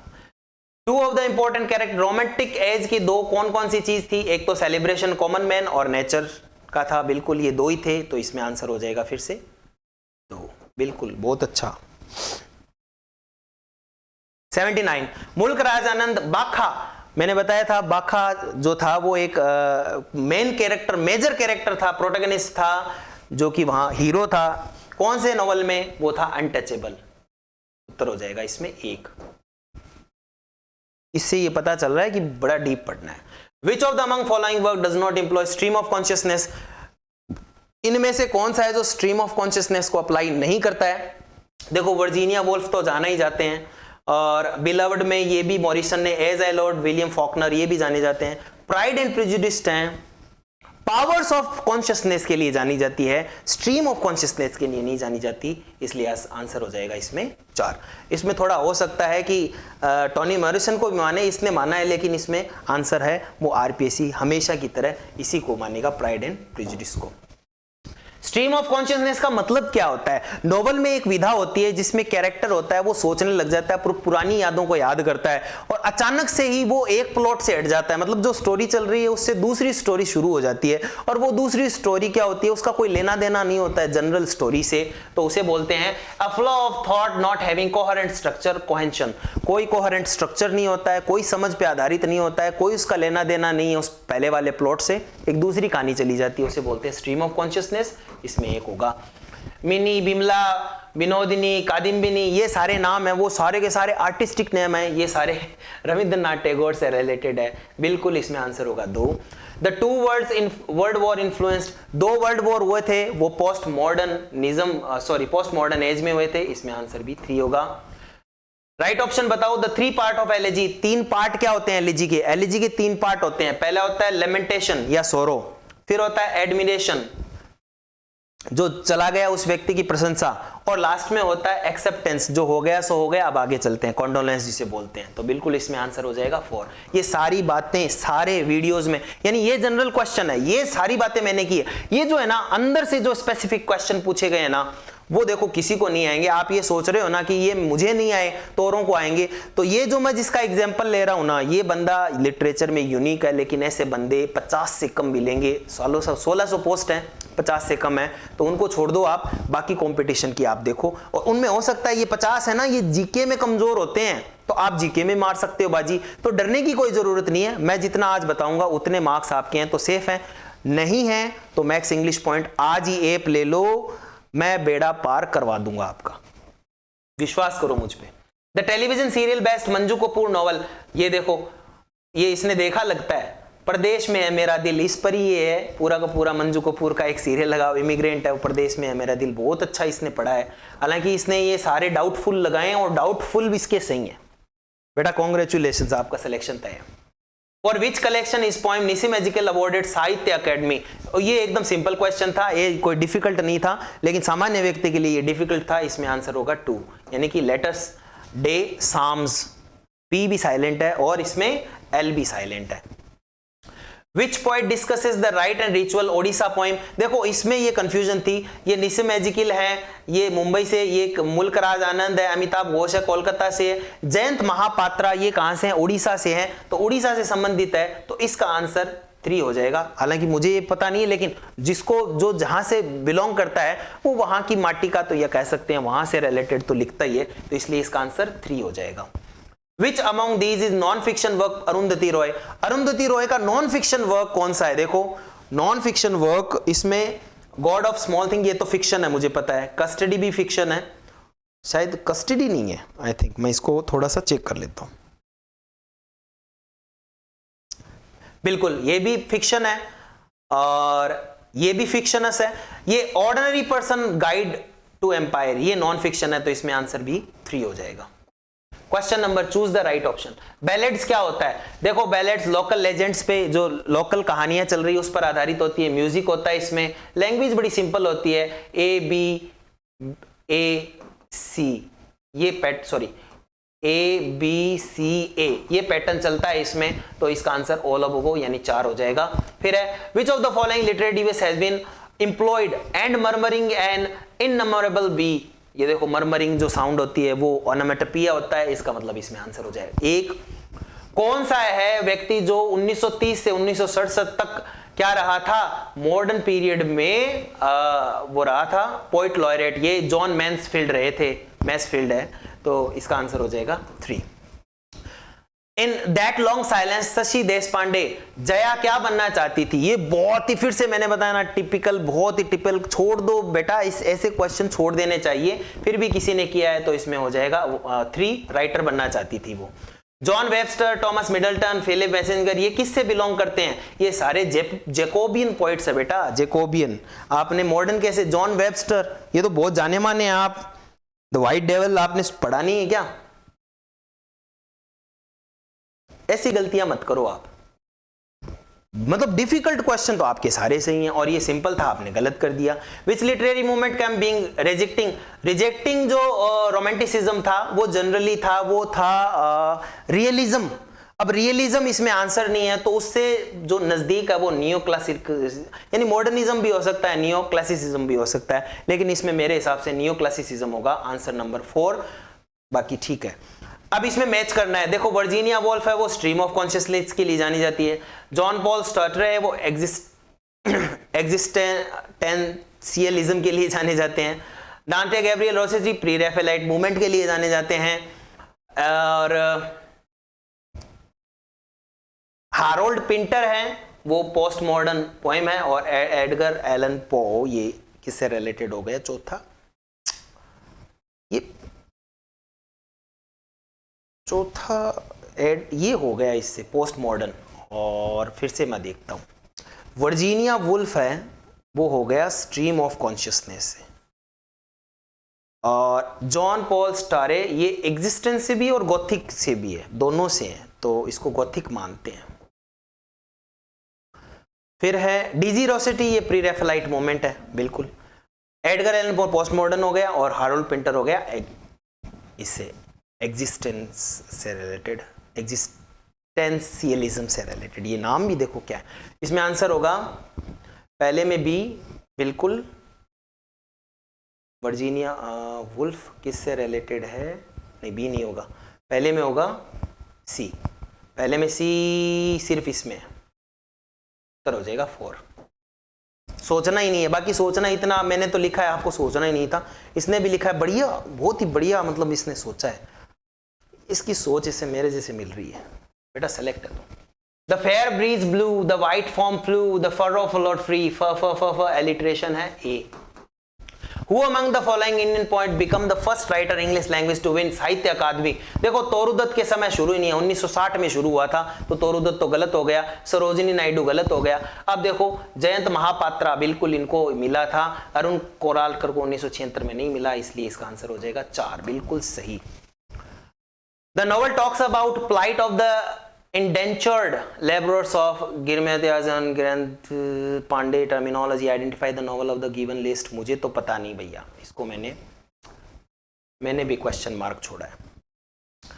The love of the J Alfred Prufrock, ये सबसे बढ़िया, बहुत बढ़िया ड्रामेटिक मोनोलॉग का एग्जाम्पल है, इसमें आंसर 2 होगा, बहुत अच्छा है, पढ़ना भी चाहिए आपको। गॉथिक मूवमेंट किस पर फोकस करता था? गॉथिक था ये वैम्पायर पे या हॉरर पे, ये पूरी की पूरी इसकी होती थी, तो हॉरर, पैरानॉर्मल, सुपरनेचुरल, ये वैम्पायर जो होते हैं, ड्रैकुला वगैरह, ये उनसे रिलेटेड है, ठीक है ना, तो इसमें हो जाएगा 2। Who in the God of small thing discovered the secret of great stories that have no secret? कितना अच्छी सीक्रेट, अच्छी स्टोरी के जो सीक्रेट होते हैं उनके कोई सीक्रेट ही नहीं होते हैं। ये वो कथकली डांसर थी ना, उसने इसको देखा था, तो इसमें आंसर होगा सी। बहुत ही अच्छा प्रश्न है, ये पढ़ना आप कभी आपको टाइम मिले तो। मैंने तो इसकी समरी पढ़ी थी। Like a huge python winding round and round the rugged trunk, intended deep and scar up to the very summit near the star creeping climbs in। ये क्या है? ये वो पोएम है, किसकी? ये है तोरुदत्त की। कौन सी पोएम है? आवर केजुरेना ट्री, तो इसमें आंसर हो जाएगा 2। बहुत अच्छी पोएम है। Question number 103, an important element of satire. Satire का एलिमेंट होता है विट और ह्यूमर, दोनों होते हैं, विट होना चाहिए, ये एंगर सोरो ये नहीं होते। बहुत ही सिंपल क्वेश्चन है। Arun Kolatkar Jejuri, a collection of 31 poems, ये कॉमनवेल्थ राइटर प्राइज 1977 में मिला था, बिल्कुल सही है, इसको आप सही मान लेना, इसमें आंसर होगा 3। कर्टल सोनेट कौन सी होती है? कर्टल सोनेट मैंने बताया 10.5 लाइन की पोएम होती है, सोनेट होती है, उसे बोलते हैं। पूरी बातें की है, जेम्स हॉपकिंस ने लिखी थी, आंसर होगा 3। The name of the literary movement started by A group of painter. Painter की बस सोचना ही नहीं है, वो तो प्री रेफेलाइट है, आगे जाना ही नहीं है, पेंटर वाले तो वही हैं, प्री रेफेलाइट, तो इसमें आंसर होगा 3। Which religion did Kamala Das embrace 1999 and what did rename? उन्होंने इस्लाम धारण किया था और कमला सुरैया अपना नाम रखा था, बिल्कुल सही है, इसमें आंसर होगा 4। रस्किन बॉन्ड ने वर्क लिखे थे रोड्स ऑफ मैसूरी और लैंडर्स डेज, ये दोनों किससे रिलेटेड हैं? ये मेमोआ हैं इसके, जो एडवेंचरस लाइफ होती हैं, छोटे छोटे बायोग्राफीज होती हैं, ऑटोबायोग्राफीज होती हैं, उन्हें मेमोआ बोलते हैं, इसमें 1 होगा। आर.के. नारायण के मेंटोर और फ्रेंड कौन थे? ये प्रश्न किसी ने गलत किया तो वो बेवकूफी होगा, वो थे ग्राहम ग्रीन, वो मेंटोर थे उनके, तो आंसर हो जाएगा इसमें 3। She wrote poems and she was freedom fighter, ephemeral work, scepter, fluid, the feather of the dawn, ये कौन थी? ये नन अदर सरोजिनी नायडू। ये बहुत ही सिंपल, इस पेज में लगभग जितने हैं सारे सिंपल क्वेश्चन आए हैं, कोई भी इतना डिफिकल्ट नहीं था। Question number 111, I walked a million miles, मैं मिलियन माइल्स चलाऊं, ये क्या है? फेंकना हो गया ना, तो फेंकना किससे रिलेटेड है? हाइपरबली, एग्जेजरेटेड, यानी कि 1। द ग्रैंड मदर्स टेल, ये देखो इसने बहुत अच्छा है, तुक्का लगाया है, आर.के. नारायण, बहुत बढ़िया बेटा, सही है ये। ग्रैंड मदर टेल, ये जो है बच्चे की कहानी, दादी की कहानी, Malgudi Days, R K. Narayan. The most important trait of renaissance, renaissance की सबसे इंपॉर्टेंट ट्रेट ये थी, ह्यूमनिज्म था उसमें, बिल्कुल, बहुत अच्छा। पता चल पा रहा है ना, ये बच्चा टॉपर हो सकता है राजस्थान। अगर इसका जीके में इसके 70 क्वेश्चन सही होते हैं तो ये राजस्थान टॉपर है, बहुत अच्छा इसने किया है। मुझे ऐसे गर्व है कि मेरे कम से कम 40 स्टूडेंट्स हैं ऐसे जिन्होंने इतना अच्छा पेपर किया है, मुझे अच्छा लग रहा है। अभी मैं ऑनलाइन में आया हूं तो मुझे ये कम से कम आंकड़ा 1000 का चाहिए, ये 1000 बच्चे मेरे ऐसे फील होना चाहिए कि ये बच्चे मेरे हैं। तो एक बात इन बच्चों से मिलके आप जान सकते हो कि मैं जब मेहनत करवाता हूं तो घंटे नहीं गिनता। वैसे आप अगर मान लीजिए थोड़े भी पंक्चुअल हो, साथ में चलना चाहते हो तो बहुत आगे की जर्नी हम साथ करने वाले हैं। Which among the following not true, Junglenama जो लिखी गई है उनमें से सही कौन सा नहीं है, यही है। इनको अमिताभ घोष को इसके लिए कोई कॉमनवेल्थ पुरस्कार नहीं मिला है, बिल्कुल 1 नंबर होगा। निसिम एजकिल है, मोस्टली क्या लिखे हैं उन्होंने, देखो Indian contemporary scale, spiritual value उन्होंने लिखी है, मॉडर्न अर्बन लाइफ बिलोंग करते थे ये, तो इनमें चारों हो जाएगा, all of the above. Which statement not true, metaphysical poetry के लिए कौन सी चीज सही नहीं है, कॉलोक्वल डिक्शन तो होती है इसमें, फिलोसॉफिकल एक्सप्लोरेशन भी होता है, बहुत ही भयंकर कॉन्सीट्स का या कह सकते हैं कि परप्लेक्स्ड मेटाफर्स का इस्तेमाल होता है, हीरोइक डीड के बारे में कोई बात नहीं है, तो बिल्कुल नॉट पूछा इसलिए चौथा उसमें हो जाएगा। सावित्री, लक्ष्मण, ध्रुव, प्रहलाद, ये सारी की सारी तोरूदूत की पोइम्स हैं, 1 हो जाएगा। फर्स्ट नॉवल रस्किन बॉन्ड का रूम ऑन द रूफ है, बिल्कुल 1 सही हो जाएगा। वीरमती, शकुंतला, स्वर्ण, ये सारे के सारे सोशल स्टैंडर्ड कौन से नॉवल से हैं, बिल्कुल डिफिकल्ट डॉटर मंजू कपूर ने जो लिखे, जिसके लिए इनको प्राइज भी मिला है, उससे रिलेटेड है। इसमें वीरमती इन दोनों बेटियों की मां थी। 1 क्वेश्चन नंबर 120, द स्ट्रोपे, एंटीस्ट्रोपे, इम्पोर्ट, ये कौन से हैं, आपको मैंने बहुत बार बताया है। स्ट्रोपे, एंटीस्ट्रोपे, डांस, इवन मतलब वो क्या डांस करते थे वो स्किल भी थोड़ी सी मैंने बताई है, तो ये ऑड के पार्ट होते हैं। इन कंक्लूसिवनेस है, ये किससे रिलेटेड है, बिल्कुल ये मॉडर्न लिटरेचर से रिलेटेड है। Which of the not neo classical characteristic, कौन सा है जिसमें नियो क्लासिकल कैरेक्टरिस्टिक नहीं है, तो नियो क्लासिकल कैरेक्टरिस्टिक में क्लासिकल रूल को फॉलो करते थे, इमिटेशन करते थे, लिटरेचर पीरियड थीम फैसिबल, ये कंट्री साइड और ये नहीं होता था, बिल्कुल 1 होगा।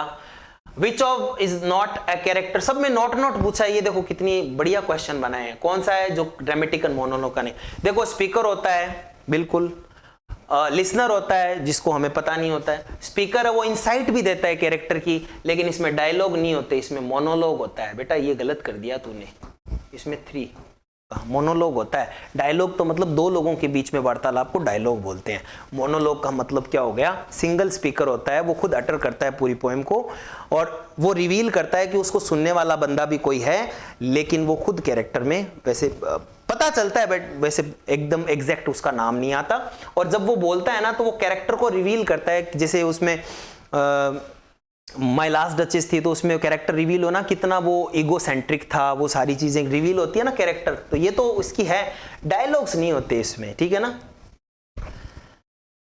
प्री रेफेलाइट पॉपुलराइज क्या किया उन्होंने, आर्ट फॉर आर्ट सेक नहीं किया, बिल्कुल इसने बहुत ही अच्छा किया, नन ऑफ द अबव होगा इसमें। और ये थोड़ा सा मेरे लिए भी कंट्रोवर्शियल है ये क्वेश्चन, ठीक है ना, लेकिन इसमें 4 ही मैंने सही माना है। मॉक एपिक स्टाइल कैसी होती है, मॉक में इसका मतलब किसी का मजाक बना रहे हो तो इमिटेट तो करते ही हो। बर्लेस्क का मतलब भद्दा मजाक होता है, जनरली उसे बर्लेस्क बोलते हैं। सोरोफुल नहीं होता, यानी बोथ है एंड बी, यानी इसमें भी वो चौथा ऑप्शन हो जाएगा। Victorian writer Oscar Wilde, Walter Peter Rossetti, ये किससे रिलेटेड थे, ये देखो 126, ये मैंने ये एस्थेटिसिज्म से रिलेटेड थे। ये बेटा तुमने फिर से गलत कर दिया, इमेजिंग से रिलेटेड नहीं थे। Major theme of modern movement की मेजर थीम क्या थी, एलिनेशन, आइसोलेशन थी, स्ट्रीम ऑफ कॉन्शियसनेस भी थी, डिसइल्यूजनमेंट थी, ऑल ऑफ द अबव, बिल्कुल इसमें चौथा ऑप्शन सही होगा। She walks in beauty like the night of the cloudless and starry sky, I wondered as a line, देखो लाइक एज इसका मतलब सिमिली। तीसरा, which of the Anita Desai's novel adapted English film, what awarded to given to film, custody था, President of India gold medal मिला था इसके लिए, बिल्कुल इसमें 1 होगा। Which of the following not true, of Manju Kapur के लिए कौन सी चीज सही नहीं है, her novel a married woman called fluent witty, ये सही है। She won Commonwealth prize for difficult daughter, मिला था। She touches best social theme like marriage, education, dowry, बिल्कुल। She does not address social political, नहीं, सोशल पॉलिटिकल को उन्होंने address किया है, इसका उत्तर हो जाएगा 3, ये गलत है। A teacher tells the class rule, subject verb agreement, present tense, then student frame a sentence, पहले रूल बताए जाते हैं और फिर एग्जाम्पल की तरफ जाते हैं, तो वो कौन सी मेथड होती है, डिडक्टिव मेथड होती है। Which of the following example of semantic, semantic grouping का मतलब हो गया, इनमें तो गलत होना ही चाहिए, मीनिंग से रिलेटेड हो गया, सिमेंटिक का मतलब मीनिंग से रिलेटेड, जैसे कार, बसेस, ऑटो, ये सीधा सीधा सीधे क्वेश्चन आए हैं जो मैंने पढ़ाए हैं उनमें से। बाइसिकल, रिक्शो, ये ट्रांसपोर्टेशन के साधन है और ये सिमेंटिक ग्रुपिंग है। बेटा पेट, मेट, केट ये नहीं है, और ये दोनों ग्रामेटिकल ग्रुपिंग है, ये फोनेटिक ग्रुपिंग है और ये वाली सिमेंटिक ग्रुपिंग है। तो इसमें आंसर होगा एक, गलत किया है तूने।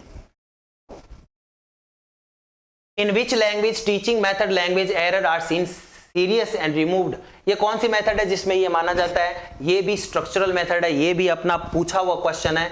चौथा इसमें आंसर होगा which is of these is not function formative assessment. देखो दो प्रकार के असेसमेंट होते हैं, समेटिव और फॉर्मेटिव। समेटिव होते हैं वो शॉर्ट लॉन्ग टर्म के होते हैं और लास्ट में होते हैं वो फॉर्मेटिव लंबे समय तक चलने वाले होते हैं जिसमें चेंजेस किए जा सकते हैं। समेटिव होता है उसमें इवैल्यूएशन के बाद रिजल्ट डिक्लेयर होता है। तो फॉर्मेटिव में क्या होता है? लर्निंग प्रोग्रेस देखी जाती है, फीडबैक लिया जा सकता है, रेनफोर्समेंट दिए जाते हैं, लेकिन सर्टिफिकेट नहीं दिया जाता कि आपने मास्टरी कर ली। ये समेटिव में होता है। तो इसका आंसर हो जाएगा 2। मेजर स्टेप क्या होती है प्रोज की? ये सिर्फ और सिर्फ सारे जो मैंने मेथड करवाए हैं, जो मैंने नोट्स दिए हैं उनमें से सीधे सीधे प्रश्न है। अब कोई कहता है कि सर ये स्टेप कौन पूछता है, देख लो कौन पूछता है। सबसे पहले क्या होता है, मॉडल रीडिंग करता है टीचर, उसके बाद में साइलेंट रीडिंग करता, उसके बाद में एक्सप्लेन करता है वो, फिर बच्चे साइलेंट रीडिंग करते हैं और फिर लास्ट में क्वेश्चन पूछे जाते हैं। तो इसमें आंसर होगा 4।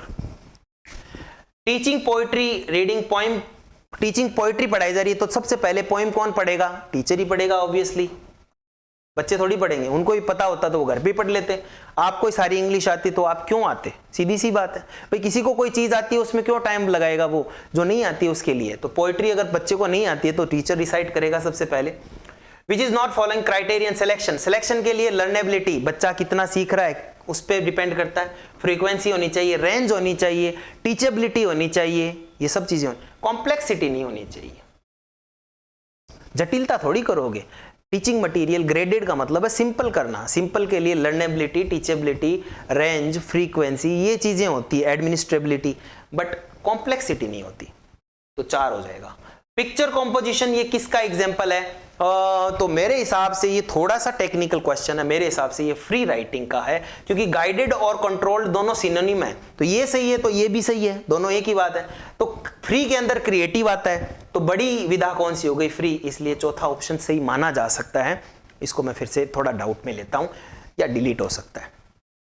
विच of the following not a principle teaching, कौन सा प्रिंसिपल ऑफ टीचिंग नहीं? देखो present material in graded manner होना चाहिए, मतलब सिंप्लीफाई करना चाहिए। इमिटेशन, गुड लैंग्वेज का इमिटेशन का स्कोप होना चाहिए, और टीच लैंग्वेज हैबिट की तरह। शब्दों पर प्रायोरिटी देना ये गलत है।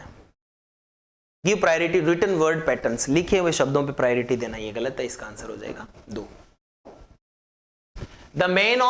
The main aim of teaching poetry in English classroom is, क्या होगा? डेवलप अंडरस्टैंडिंग पोएटिक डिवाइसेस होता है, डेवलप फॉर लैंग्वेज स्किल होता है, develop power of appreciation student enhance, ये चारों ही होती है। लेकिन पोएट्री के लिए एप्रिसिएशन होना चाहिए, एस्थेटिक ब्यूटी होनी चाहिए, ये प्रायोरिटी होती है कि बच्चा उसके सौंदर्य बोध कर सके, एप्रिशिएट कर सके। इसलिए मोस्ट सुटेबल आंसर इसमें 3 होगा। चारों ही उत्तर सही है, लेकिन इसमें क्या पूछा है? देखो मेन एम पूछा है, तो मेन एम हो जाएगा 3। Which of the following is not applicable teaching poetry? Poetry के लिए कौन सी चीज एप्लीकेबल नहीं है? The peculiar language feature used should be discussed at length. Poem should be taught in manner that student enjoy, ये होता है। The poem should be recited aloud, recited again. The poem should be taught as poem, not in prose version. ये नहीं हो, ये भी होता है, ये तो सही। Which of the following not applicable teaching poetry? क्या नहीं होना चाहिए? बिल्कुल, the peculiar language feature used in the poem should be discussed at length. ये नहीं होना चाहिए। कोई चीज अगर आ गई तो उसको डिस्कस करना नहीं है, उसको बस रिसाइट करना है। इसमें आंसर होगा 1, ये वाला। Which of the following statement are true? कौन सा है वो सही होगा? Language items should be selected. Ease of learning, कितने इजी आप लैंग्वेज को सीख सकते हो, यानी लर्नेबिलिटी कैसी है? बिल्कुल होता है। Language item should be selected based on ease of teaching, teachability, कितने आसानी से आप सिखा सकते हो, ये भी होता है। यानी कि ये क्या है? लैंग्वेज सिलेक्शन के 5-6 जो नियम है मैंने बताया था, लर्नेबिलिटी, टीचेबिलिटी, वैलिडिटी और एडमिनिस्ट्रेटिबिलिटी, रेंज, कवरेज, ये सारी चीजें होती है। तो ये दोनों ही सही है, तो इसमें उत्तर हो जाएगा बोथ ए एंड बी। अब जो लोग जो जिन्होंने मुझसे पढ़ा ही नहीं है तो वो ऐसे सोच रहे हैं सर ये क्या पढ़ा रहे हैं, तो एक्चुअली में जो पढ़े हुए हैं ना मुझसे, उनमें उनको ये लग रहा है कितना ईजी है, और जो नहीं पढ़े हैं ना उनको लग रहा है कि सर काश पढ़ लेते। तो अभी it's never too late, okay, अभी भी मौका हाथ से नहीं गया, 2 महीने में करवा दूंगा, मैं बोल रहा हूं ना, कुछ तो विश्वास रखो आप यार।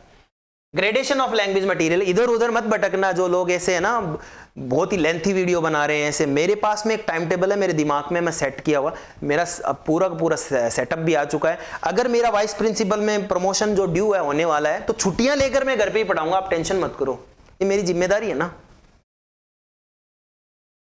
सिलेक्शन और ग्रुपिंग होता है आइटम का, सीक्वेंसिंग होती है आइटम की, ग्रुपिंग और सीक्वेंसी भी होती है। Selection, grouping, sequencing of the item, इसमें चौथा सही हो जाएगा क्योंकि ये सारी चीजें होती है। सिलेक्शन भी होता है, ग्रुपिंग भी होता है और सीक्वेंसिंग भी होता है, यानी ये तीनों चीजें होती है, इसलिए इसमें उत्तर होगा 4। इन सब में टुकड़ों में है और ये सारी चीजें। ग्रेडेशन में सिलेक्शन, ग्रुपिंग, सीक्वेंसिंग। अब सीक्वेंसिंग भी होती है, सेंटेंस की सीक्वेंसिंग नहीं होती क्या? कितनी बार बताया था मैंने। Following 2 sentences relate to use substitution table method। देखो, the aim of substitutable method condition student correct language form, the aim of substitution table method reinforce the correct pattern, दोनों ही सही है, इसका उत्तर हो जाएगा 3। In a class teacher present a certain example grammatical item। सबसे पहले teacher क्या करता है, certain example पहले बताता है और फिर रूल को डिस्क्राइब करता है। तो सबसे पहले एग्जाम्पल फिर रूल आए, इसका मतलब इंडक्टिव मेथड है। देखो दोनों ही मेथड आ चुकी है।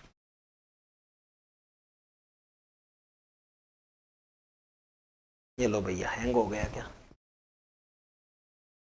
बच गए। Which characteristic of language test correctly match reliability.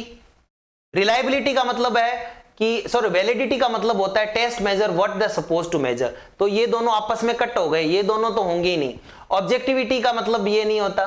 देखो, कॉम्प्रिहेंसिवनेस का मतलब है test cover a wide range of content as well as skill, ये सही होगा, इसमें चौथा मानेंगे। और बाकी ये 3 सेट नहीं हो रहे हैं। बाकी आरपीएससी क्या मानता है वो एक अलग बात है, बाकी ये भी मैं थोड़ा क्वेश्चन मार्क लेता हूं, लेकिन इसमें चौथा मैं मानूंगा।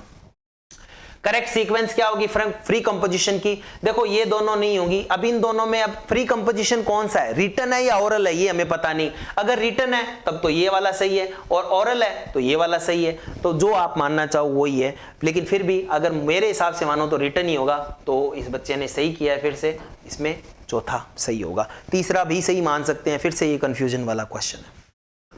Which of the following criteria should be kept of selecting item? Select करते समय क्या करना चाहिए, कितनी बार वो वर्ड बोला जा रहा है, कितनी बार वो आया है, यानी कवरेज और उसकी वैलिडिटी। रेंज और कवरेज क्या है, ये रेंज हो गया, ये कवरेज हो गया। अभी देखो सिलेक्शन में क्या चीजें आ गई थी, टीचेबिलिटी, लर्नेबिलिटी। अब ये बोलते हैं सर ये क्या होते हैं, ये कितनी अच्छे से समझाई हुई चीजें। हेलो, आवाज आ रही है ना? हाँ ठीक है। तो इसमें बोथ है एंड बी। तीसरा, which of the following method English teaching based on that view? Language is a system expression meaning। Language एक सिस्टम है जिसमें एक्सप्रेस करते हो मीनिंग को। मीनिंग पैरामाउंट किसमें होता है, सोचना ही नहीं था। कम्युनिकेटिव लैंग्वेज टीचिंग में बहुत बार बताता हूं मैं। अंतिम प्रश्न, इनको अरेंज करना है। प्रोज की एक्सटेंसिव रीडिंग का, तो रीडिंग सबसे पहले होगी, फिर क्वेश्चन होंगे, फिर रिप्रोडक्शन, फिर सर्वे, फिर रिव्यू। बिल्कुल इसमें ये उत्तर होगा।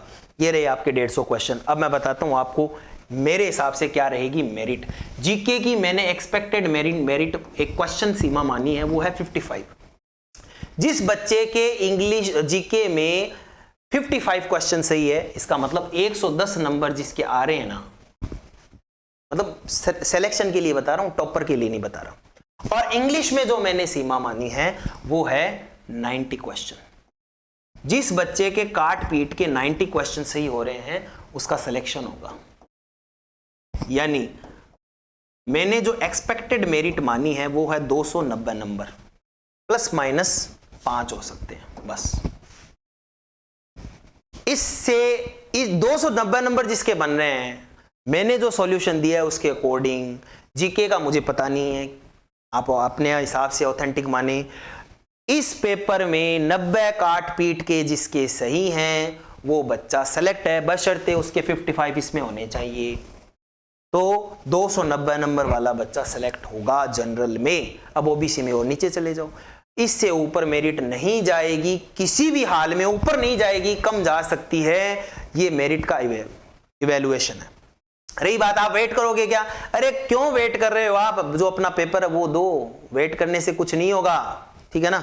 चलिए, तो MEP को आज ही ज्वाइन कर लो आप, मैं आपके साथ हूं as a teacher, as a mentor, as a guardian.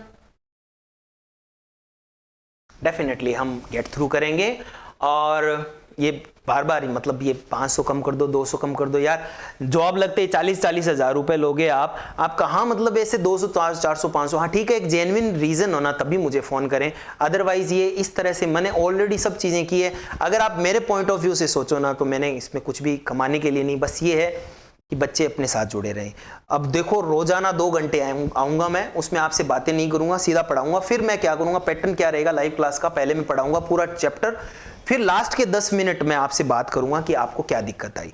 उसके बीच में मैं आपसे कोई प्रकार का, क्योंकि अभी तो मैं यूट्यूब पे बता रहा हूं तो मुझे बातें बतानी है, वहां पे मैं कुछ भी नहीं बताऊंगा कि मैक्स इंग्लिश पॉइंट में क्या चल रहा है। वहां पे जैसे मैं पढ़ा रहा हूं, आप डेमो क्लास में देख रहे हो, वैसे ही पढ़ाऊंगा।